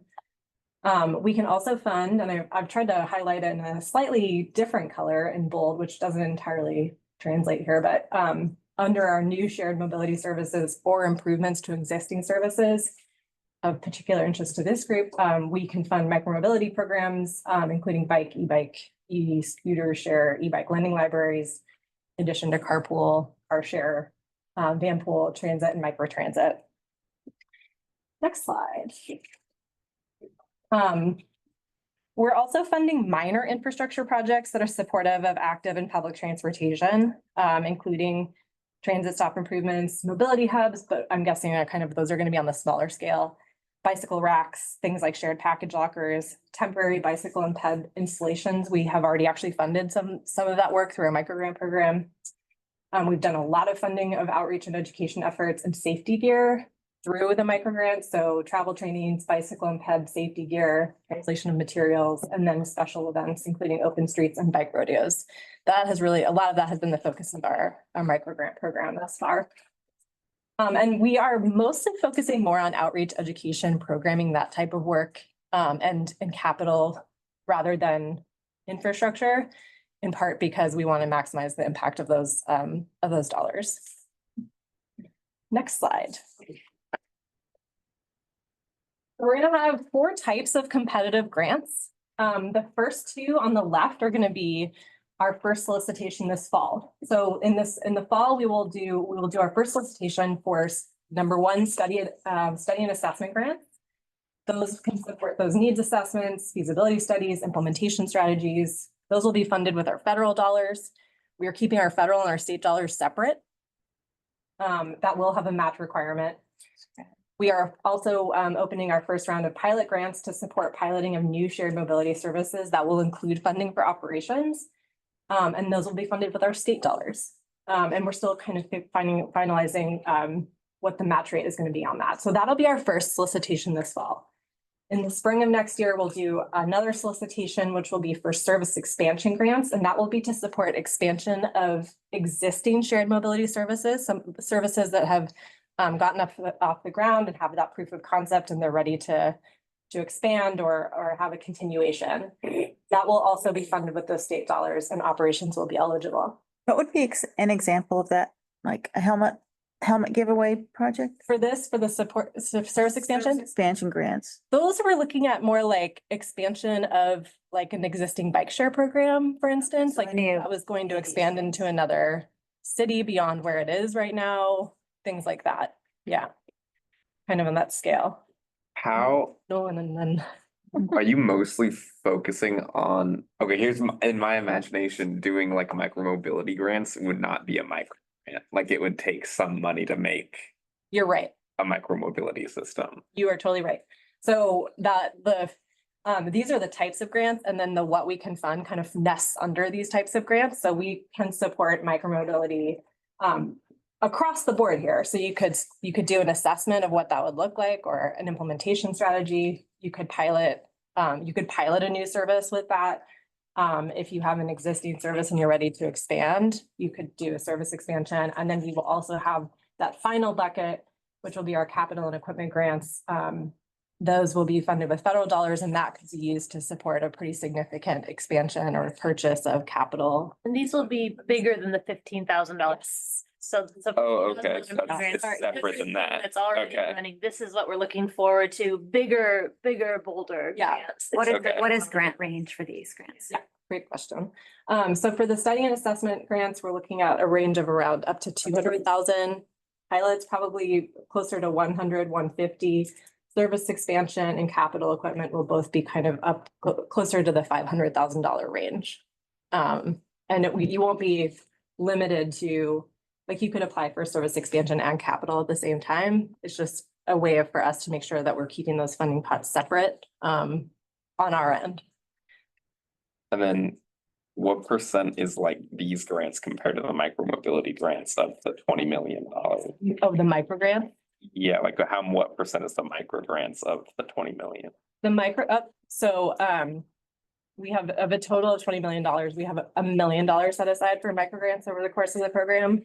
This, we're looking at upwards of, I can't remember, there's several components of the strategy, but I think like 14 or $15 million will go towards these grant buckets. So the majority of the funds are gonna go into these. Andre. So awesome. Thank you so much for the presentation so far. I know you had mentioned primarily some of the micro grants have been going to CBOs. Curious about who's eligible. Is private sector eligible or government agencies eligible for these? Yep. Actually, next slide, Roberto, please. Yes. Oh, eligible. I just gotta. Great. The eligibility is going to depend a little bit on the type of grant, but the entities that are broadly eligible are local, regional, tribal, and state government agencies, transportation providers, public schools, school districts, colleges, universities, nonprofits with 501c3 status, and then any organization with fiscal sponsorship from a nonprofit with 501c3. That being said, That last one is like a church. it can be, there can be a lot of different organizations that may have fiscal sponsorship. They just don't have their own 501c3 status. We've funded a couple already through micro grants. So that being said, I think when we're talking specifically about the federal opportunities, it may be that in those cases, the entities that may be best positioned to be able to manage those funds may be with that, the state, like the local, the governmental agencies and things like that. The state grants, the state funded grants, I think there's more opportunities for those to go towards nonprofits and CBOs and things like that, because one of the other key differences is that with our federal dollars, those are all reimbursement based. So you have to have the funding up front and then you request reimbursement. With our state funds, there is the opportunity for us to provide some funding up front. And so that really changes the game with that. And so actually that will tee up my next slide. Funding strategy. So we will also be strongly encouraging partnerships between entities. Okay, time out. I'm gonna make a decision here. Yeah. If you guys look at our how we're supposed to get it moving along. Oh, we are out of time for her presentation, but I feel like you guys are very much engaged. So I just checked with Leanne and she is proposing that we can just bump she's gonna have more information on that bike pedestrian audit the following meeting. So as long as you guys feel comfortable, we're gonna, is it okay to go ahead and give that time to them? Amanda? Okay, moving on, continue. Thank you. Thanks for that. Now- That I didn't manage my time well. All right, well, I lucked out there. Okay. So we will be encouraging partnerships. That's going to be something we'll be taking into account. Some of the funds that we have set aside that I haven't talked about here that don't go into that competitive pot are funds that we will be using to bring on consultants to provide technical assistance for grantees, specifically kind of really thinking through folks, grantees that will be working on study and assessments and pilots, really kind of meant to provide some support doing that kind of work, especially for entities that may be brand new to doing that. Piloting can be really difficult.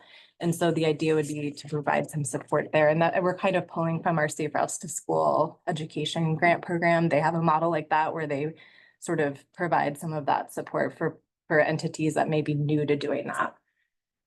We will also be phasing the grants to support program growth. I don't have a slide right now to show this, but one of the ideas is that, for instance, a pathway could be, you could be starting from square one and do a study and an assessment in this first round. We'll have 2 funding cycles for each grant type.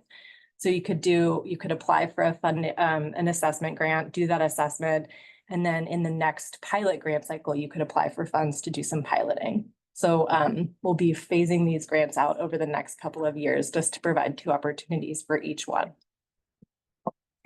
Next slide, and this is where we actually got some, okay, yeah, so.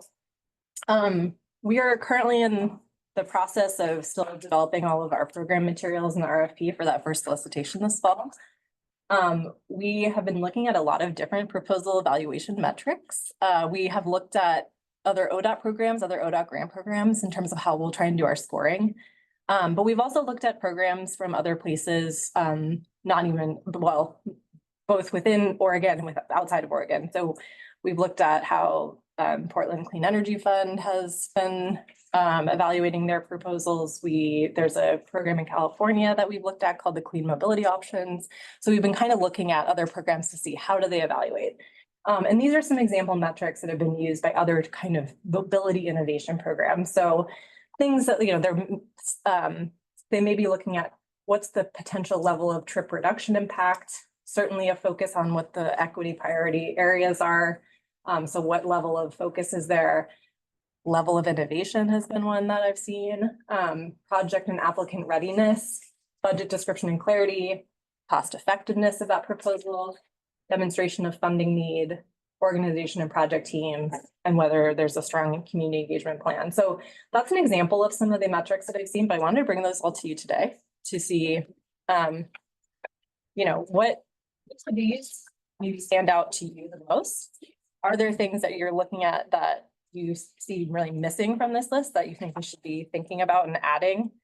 And then are there things here that you would suggest that we prioritize to ensure that we're meeting our goal of increasing access to active transportation and sort of underserved groups? Just some light questions for your. I'll start off while everybody else is thinking, maybe. And I'm not sure that it goes here, but remember I mentioned that nonprofits were getting the micro ones. And what about small towns who, you know, they're not a big city or they can't join with another city or, yeah, because they're just, think Toledo or something. Like a geographic. So maybe something to allow for. Or like small towns, rural. And mostly they don't have their own, they don't have nonprofits. Mm-hmm. Yeah, okay. Towns under 5,000 sometimes are prioritized, and those are the tinies. There's hundreds of them in Oregon. And then the Safe Routes to School program just bumped their number up to under 25,000 as a way to prioritize. I think that's more right. I think under 25, you're not gonna have a group, a bike under headed by. 25,000 in population. Maybe No, you're advised. not. No. Okay, great. I would just, I think we always tend to run into this. If you focus too much on things like applicant readiness, organization, project team, and those kind of things, then you tend to start to exclude the groups that you're trying to focus on with equity priority areas and that kind of thing. So it's just a balancing act, right? You don't want to fund things that aren't going to happen because they just can't do it. But on the flip side, you don't want to exclude people that really need it. Yeah. And maybe they're, you know, maybe your thing about having this help, this funding you've set aside to help people will allow you to do some of that.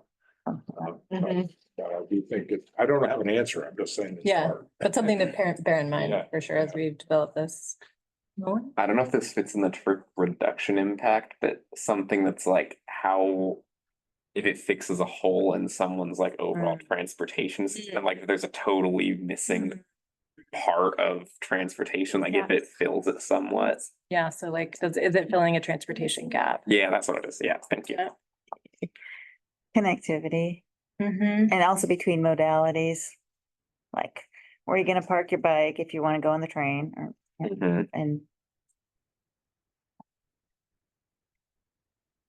Great. Helpful points. Other thoughts on this or other questions that I haven't answered yet about the overall program? Carrie has one. Oh, thanks, Carrie. Just the wording of demonstration of funding need.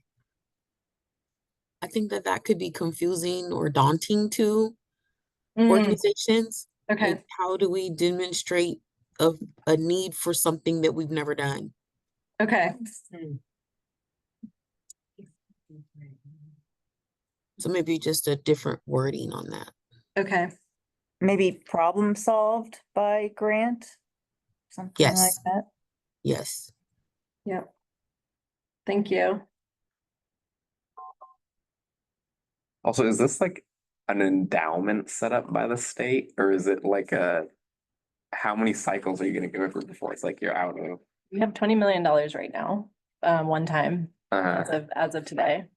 Which is also why I think, we're both trying really hard to, both stretch those dollars as far as we can and maximize the impact of those dollars, with the knowing that our like future funding is unclear, but also how can we maximize the impact to demonstrate the need for additional funding? Get it out the door. Of this program. These are all IIJA funds or BIL funds, the Infrastructure and Jobs Act. Set aside by the Oregon Transportation Commission, and there was a commissioner that really pushed for this, and I cannot remember his name, but he's not on anymore, but this was yes, this was his thing. saying.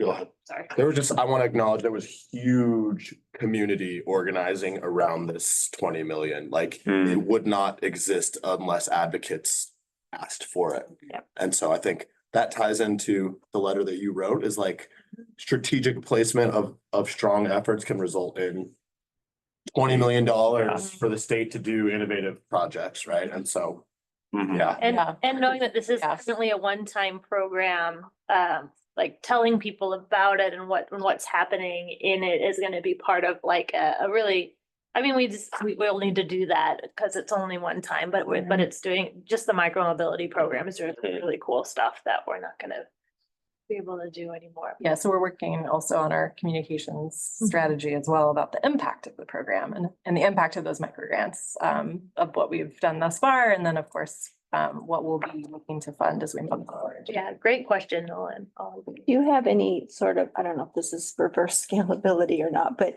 do you have any of these innovative things that work well in these larger areas that can be taken to a more rural community? Like out on the coast, our public transportation system doesn't work anything like it works in Portland or Corvallis.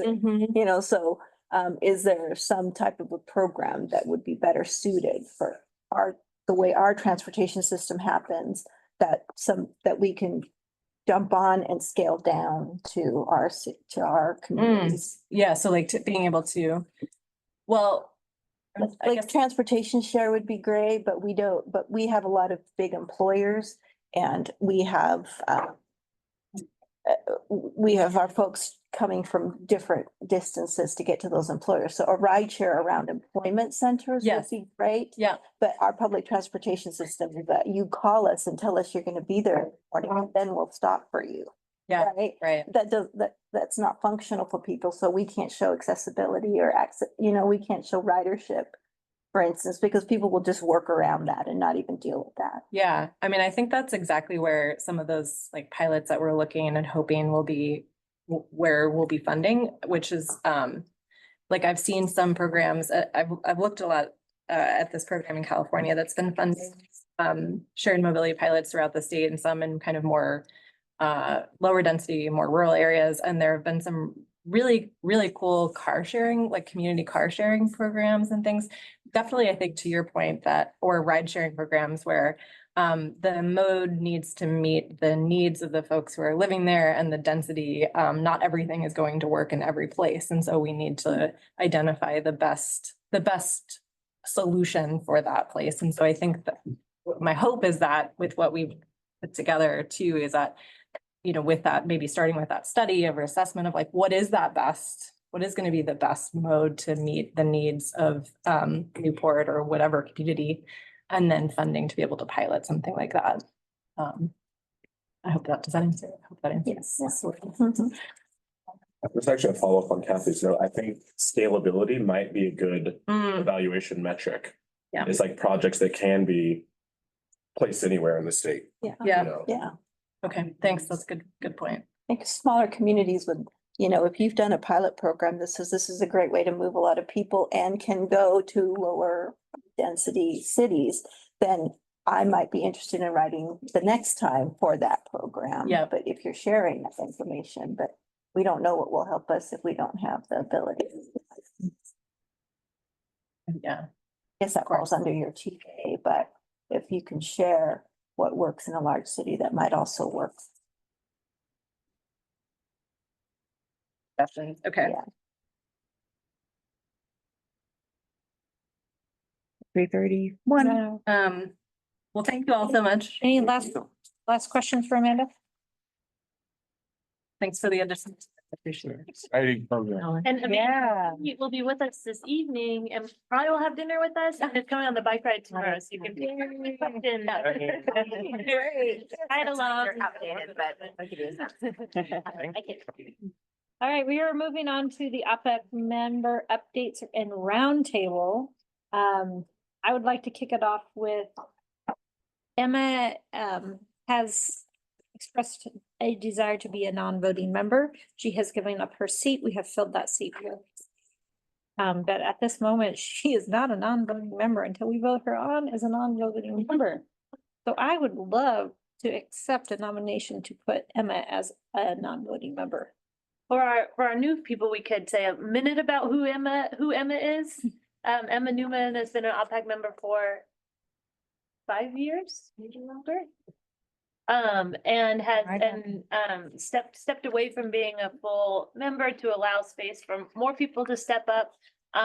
She's also got some family stuff going on, which is why she's not here today, but she is actually doing work for OBPAC, being on a jurisdictional transfer committee. So she's continuing to do OBPAC work as anyway, that's she lives in Springfield. Incredibly knowledgeable. Incredibly Yeah, knowledgeable. She and was articulate and amazing non-voting member. write good letters and. Great letters. And she has been very involved in the MAC. This Mobility Advisory was kind of her baby. Yeah, And as I would say, most of the stuff got done, yes, right, because Emma did it. yeah, a lot by her. So I would accept a motion. I move to accept him as a non-voting member. I second that. All those in favor?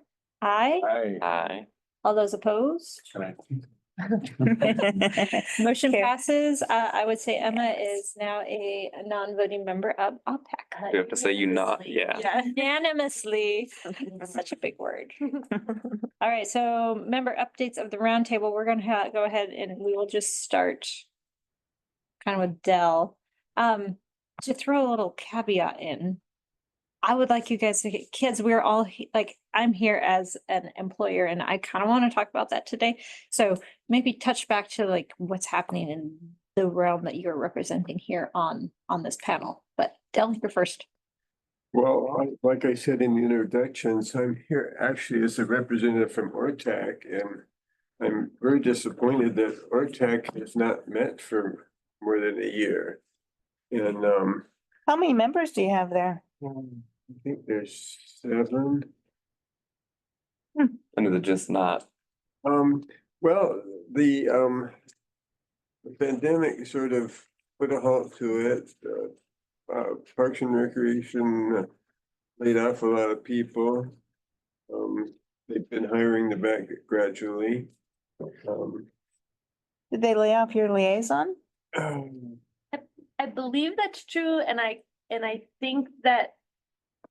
Yeah, I won't speak out of turn, but Jessica might be someone. Yes, Jessica will be working into that position now that she's transferred from ODOT to, and we're looking forward to that for her to sort of jumpstart that thing again. Carrie, Jessica was our past staff liaison. Yeah. Yeah. Anyway, Jody was, and she did a really good job, and now she's reassigned to some other more important project apparently. So we were hoping she would be back.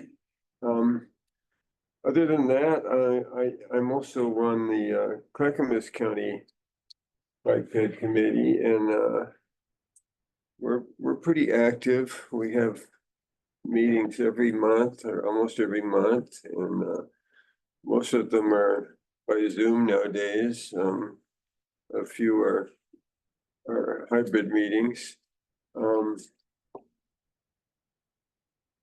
Also, I recently did a ride in Beaverton with the Beaverton group, and that was very cool. Turns out that two people on Beaverton City Council now are very avid cyclists, and they're really working on doing better infrastructure in the Beaverton area, and they have a number of new bike paths. They've also installed some roundabouts. One of them I encounter on my bike commute every day. It's probably what you call a mini roundabout, and it makes for a more interesting commute, that's for sure. We have a bike path, the Fennel Creek Trail, that actually crosses this roundabout, which is so that makes it more complicated because you have this bike path coming in and crossing, and they have a like a rapid flashing signal that they installed there. So right at this. Anyway, it's complicated, but it seems to be working pretty well. And it was very encouraging to see the city councilors out there on the bike ride and advocating so strongly for more infrastructure in their city that they're representing. I don't know if you guys remember this, but last time I was here, I talked about how I was taking a bicycle planning class, and the class was working with the city of Salem. The city of Salem paid the University of Oregon to have all of the students in that class make a whole sort of plan for the city of Salem. And so finished the class, and there was groups of 3 and everyone made their own project on different stuff. Most of them were like street redesigns. Mine was about how to get the public actually interested in biking and not hate it. And there was a bunch of other stuff in between. And then there are 2 students who I think are still making the final deliverable to the city of Salem. That is the overall, like, this is what our class's consensus was. But while I was in that class, I went to the city of Salem and I talked to a city commissioner, and she was very avid about biking, and she was extremely nice. And I'm glad to see that there was a city commissioner that was happy about that. Although she said the other, however many city commissioners, all were like old, super, like, car, would never accept bikes. So there's some headway. And that's about it. Earl Blumenauer was, he started off as a city councilor or something like that, and a bike advocate, and look here where he ended up. Yeah. So we can tell those people in politics. I don't have much to report from the local standpoint or the planning standpoint. I guess I'll say my town is getting involved in revitalizing Main Street when a road runs through it, which is 101. And so we're doing a city center revitalization plan. My boss is working with the ODOT rep and kind of following the Main Street design standards and suggestions, and we're gonna get a couplet. And we're in the very preliminary stages of trying to convince people to get a couplet. Which I've been through it when I lived here in Corvallis, and the Philomath couplet is wonderful. I think the Philomath people think so. At first, there was a lot of opposition. We'll see how that works out. There's always opposition to new things, but I love couplets. It'll give bike lanes and room for trees and sidewalks, separation from the street instead of right there. Same amount of parking because it'll be 2 streets now. And so that's what's going on in Newport. Wonderful. So from the bike business standpoint, there are a lot of bike shops going under right now. Hoping I'm not to be one of them, but you know, there was a huge bike boom in 2020. And that bike boom has crashed. And so there's a lot going on within, and the big players of the corporate world. There's a lot of direct to individuals instead of bike shop sales going on. There's a lot of inferior quality issues going on. And as a bike shop owner, we have been fighting really hard to meet the demand of e-bikes. Because I brought an e-bike here for everybody to see today, and I personally think that e-bikes are fabulous, but there are good and bad e-bikes, just like there are other things. So we have rules in my bike shop, as in if you bring your e-bike in for a tune-up, I only work on the bikey bits. I will not work on your motor. I will not make it run. You have to take your battery with it. You cannot leave it in my shop because I do not trust it not to explode. Okay, so there's a lot of like stuff going on within our world. And I'm not saying, and I'm hoping that we're going to bounce out of this, but just from a bike shop standpoint, this is not a wonderful time to be a bike shop owner. And so as we were talking about funding more bike ped work, the last thing that came out, they were like, hey, let's just go ahead and put every time you sell a bike, you owe $15 to the state, which that is something that has been passed on to our consumers. But at this point, we also have a $15 charge for every battery that also comes in, and we have all these other fees that are coming in. And as a person that has a shop, a physical, tangible shop, I am very easy to find, which makes me a very easy target. So you have your physical bike shops, but then you also have this influx of people that are bringing all these things into your community, and they are not, in my opinion, paying for that privilege. And so I very much encourage, when we're talking about funding and things like that, that you look at what is happening on the transportation system and how free delivery is not free, and it is hurting very many people. So that's kind of what's going on in my world. Andre? Yes, thank you for sharing that. I think it's really good for us to hear. I can just sort of share what's going on in the Portland metro planning realm, if that's of interest to people. Yeah. I don't want to be too geographically specific, but so Metro just got a new transportation policy director. So that's really a big role in transportation planning in the region. And so super excited about it. Ted Liebold's the person who's been at Metro for a super long time and knows a lot of stuff. And so I think he's a great fit.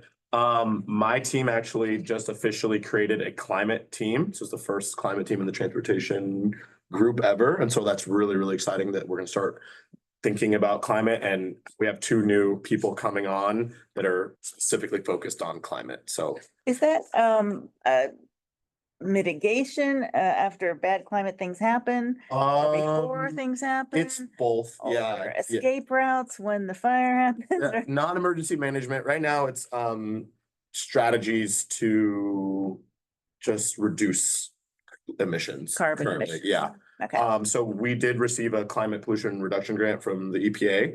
And so we created a priority climate action plan, which focuses on like the most immediate fixes. And then we're also doing a comprehensive climate action plan right now to look at like the whole realm of possibilities.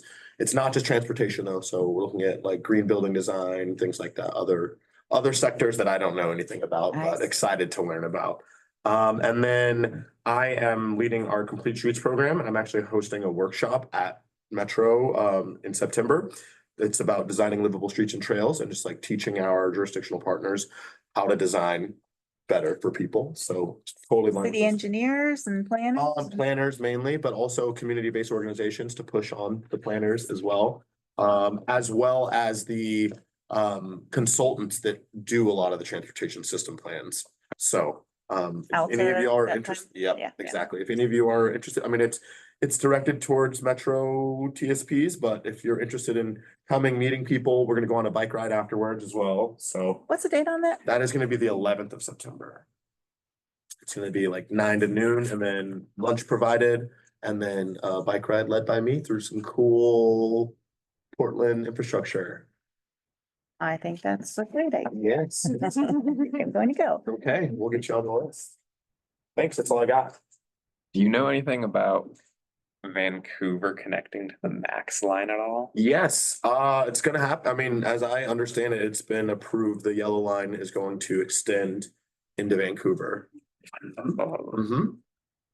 Yeah. Connectivity. Yes, finally. So I'm an at-large representative, so I don't have anything to say about any specific area, so I'll give a brief update on Central Oregon Bike Ped. So I am very excited that the new Deschutes County Transportation Systems Plan now has a list of desired bike ped connections between all the cities in Central Oregon and between cities and key recreation destinations like trailheads and other things like that. There is no funding associated with that. There is no promise to build anything. But now when we go to get funding, we can point at the plan and say, this is in our plan. There was actually quite a lot of opposition that really surprised us, but we brought out a lot of people to speak in favor and ended up getting 2 of our 3 commissioners. So that was a big deal. There's a huge amount of bike ped stuff going on in Bend, from protected bike lanes, to the grant for an overpass over the 7 and the railroad tracks, which right down the middle of Bend. Next in person.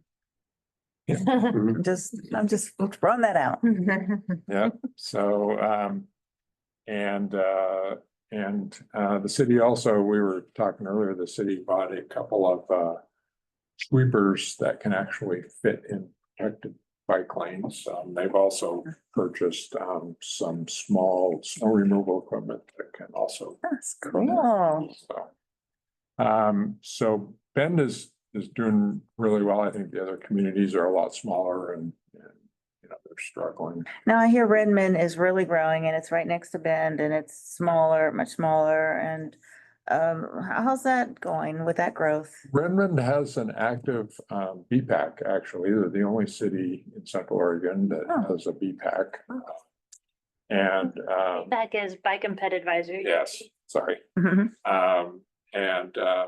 You know, I think they're making good progress. I think they really have revitalized their downtown, and as part of that, I think they're really focused on bike ped, and they also have what they're calling quiet streets, which others might call bike boulevards, that they're designating and trying to do some speed reductions and generally make a. And is that the ones that are accessible only by car only to the people who live on that street? Not necessarily. They're. But that's Discouraged otherwise. That's a. You know, I think they're being pretty gentle in the way they're doing this to get community acceptance, but I think they're making some good progress. Nice. So, and I know ODOT has been very has done quite a bit on the Warm Springs Reservation to improve pedestrian and bike connectivity along the highway there, which is a really big deal because a lot of people there do not have access to college, and it's also, from what I understand, a really tough place to ride a bike because thorns everywhere. But anyway, so feeling pretty good about the way things. I didn't know we needed to prepare something for that, but You don't have This to. is, very informal. yeah, so I'll just say a couple things that I know have come up. You mentioned our North Side Urban Renewal Project, so that's exciting and we're looking forward to that. I've been to the committee meetings and we had the kickoff, and there is going to be a lot of discussion about the couplet, but also there's just a lot of excitement because we really do need to get our community looking like the location it has, and that's not been happening on our main street.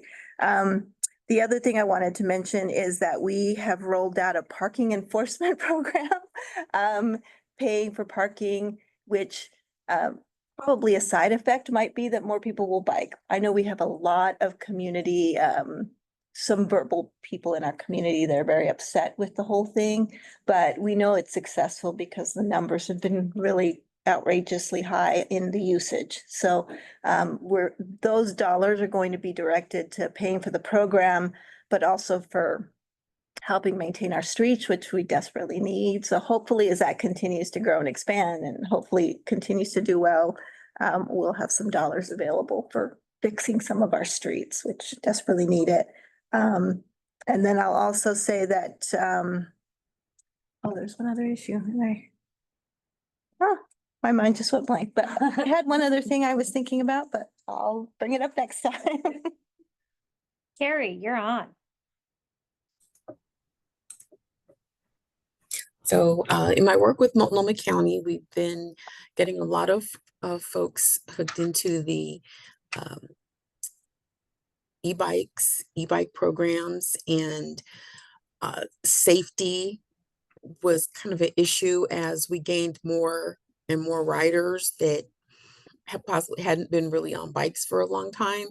So between that and then just contacts from our immigrant refugee community that they really very much interested in bike riding lessons for all generations. We've been doing a lot of work with PBOT to get bike safety and bike lesson trainings at the community-based organizations. And it has just really encouraged them to get out as families and do a lot more biking. I know that Metro has hired a lot of security to be on the MAX trains and the buses as well. So we see more ridership on the MAXes as people are feeling more comfortable, not just on the station, on the trains themselves, but at the stations. We're partnering with, we did a walk audit in the Cully neighborhood, which is in Northeast Portland, not too far from the airport. It's very commercial surrounding that neighborhood, and it's right off of Columbia Boulevard and also Lombard, which are two busy streets. Of the Lombard is actually an ODOT highway, Highway 30. And so people are very leery. There's been a lot of injuries, some fatalities on those streets.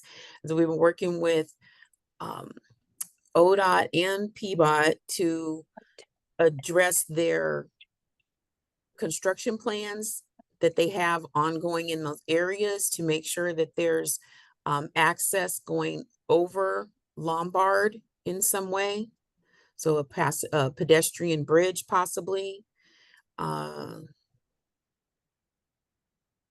We would love to see, some slowing on that road, but as you see, there's, the interest of commerce and a lot of times the cities is to move people through these areas, move goods and people through these areas. So that's why there's always a pushback on slowing and controlling the areas. And yet, if you have traffic accidents, let alone a fatality, then what happens then? Your whole street is closed down for, multiple hours, which we've seen even just recently. So there's a lot of work going on in, many different instances, and it's very encouraging. Thank you. You're welcome. All right, we're gonna go ahead and move on to our next meeting agenda build. I'm gonna go ahead and let Leanne take that one. Yeah, I have heard a couple of things while we were discussing in this meeting that we can report out on or do a discussion about next meeting. One is the work plan conversation and sort of planning for that 2025, 2026 future. Also the ped bike audit update pushed to next meeting, which would be great. I'll have more information to share at that point. Also, two things I have heard people mention I think it was in the last co-chairs meeting, was an update on the 1% funding for bikes. It was even mentioned today is that there's a little bit of a murky world that people don't quite understand how we calculate that. So I've reached out to Alan Thompson to see if he'd be available to come to our next meeting, and he can, and he can provide us more information and a way to engage with that work. And potential mobility advisory committee update. We've been working with some internal ODOT staff around the charter update for the mobility advisory committee, and we could request an update on how that work is going. So those are all the things that I've gathered from folks in the past, listed from this meeting. If we did all of those, that is a full meeting. But I wanted to make sure, like, folks, just right now, anything else off the top of your head that you want to make sure that we cover next meeting? Is there anything else we can do to affect the STIP? Because I feel like that's a pretty large area, you know? Let me look into that. There's always a specific timing when we're preparing for a future STIP. So right now we're just starting the 24-27 STIP, 2024-2027. And we prepared for that 2 years ago. So the STIP after this will be 2027 to 2030. And I would imagine we're going to start preparing for that any day now. So I don't think we've missed anything, but I'm glad that it's on your brain. It just makes me really proud that like we are like progressing as a committee where we're just like, what's going on with the STIP? Come on, I know y'all are already talking about it. 2027 is better. Yeah, you have to say what. So nice job, Nolan. Some research just to see what's happening around this, and if this is the right time to start engaging. But I imagine it'll be a little bit later, yeah. And say what it is. The SIP is the Statewide Transportation Improvement Program, and it's how we. STIF. Investment program? Improvement. Plan. It has to do with the budget. Statewide Transportation Improvement Plan. And that is how we track federal funding. So it's all of our federal funding into one big plan. And they do advertise open house opportunities to make comments. And they do intentional outreach to our modal advisory committees around those processes. We'll be on that list for sure. Great. And I would also add just extra time at the beginnings to kind of orient new program manager. Yeah, a new program manager in, so he can meet all of you and you can meet him. Yeah. Birthday present. Anything else? I'm gonna get in. Anything else? And I assume you're reaching out to Andre and I. Yeah, so next steps for this meeting, we need to do like an orientation, we need to do a pass off. And we'll schedule basically one additional meeting with you all, with our new two co-chairs to prep for each meeting. Or that's currently what we have going on, but we can do it however you guys would like to help coordinate this meeting. Do we need to say it's a subcommittee because it's more than 3 people at a time? At a 4 meeting. For if you do a pass off with all 4 of you. as long as you're not voting on on anything, it's okay to meet in smaller groups. There's just no decision making. Okay. But we've already made the decision, so this will be just so you can pass up. Great question, though. Y'all gotta keep me on track. I was trying to, because I remember we had to do our whole subcommittee for, I guess we were hiring people. Yeah. Yeah. I'll spend 10 more seconds on anything at the next meeting, and then I want to do a little bit of logistics before we let you all go. 4, 3, 2, 1. Okay. So tonight we have an optional no-host dinner over at the Commons Fields food truck at 5:30. That's where we all will be. If anybody wants to come have dinner with us at the food trucks, we're gonna bike ride from here back to the hotel. It'll be about a 15-minute bike ride. And then you'll have some free time before we meet up at 5:30. I'm gonna go an alternate route by this park that my daughter told me it has some new bike structure at it. So if you want to go with. Yeah, it will not be an organized ride. So some of us will head right back. Some of us can go with Beth. It's kind of on the way. It's a little out of the way. And then tomorrow morning, my recommendation is for everybody to check out at the hotel room early. We're gonna be back here at 8:30. I'm gonna be driving a car here. I think everyone else probably should too. We don't want to leave our vehicles at the hotel with our stuff in it. So bring your cars out here. We'll get on bikes here. We'll do a coffee and debrief.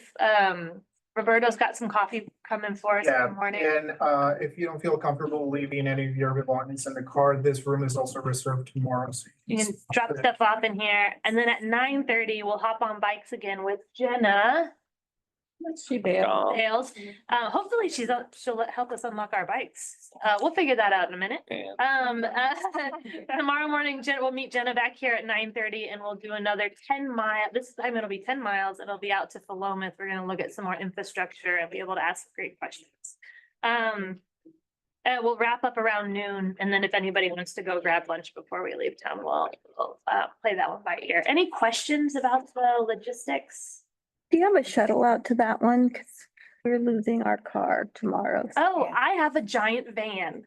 So if anyone needs a ride from wherever we're staying, the Holiday Inn Express to here to 8:30, I would be happy to take you. Do you need a ride back to Newport? She needs a ride back to. I do, but I figured that out. I just Okay. need to get to the events tomorrow. Great, I can get you. Oh, and then for the bike ride. Yeah. Okay.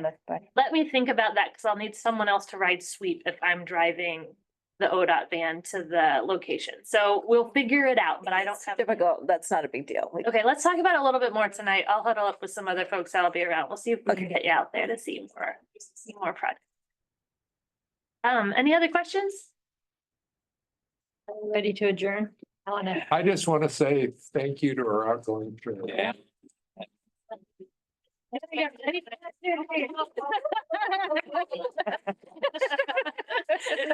Good job.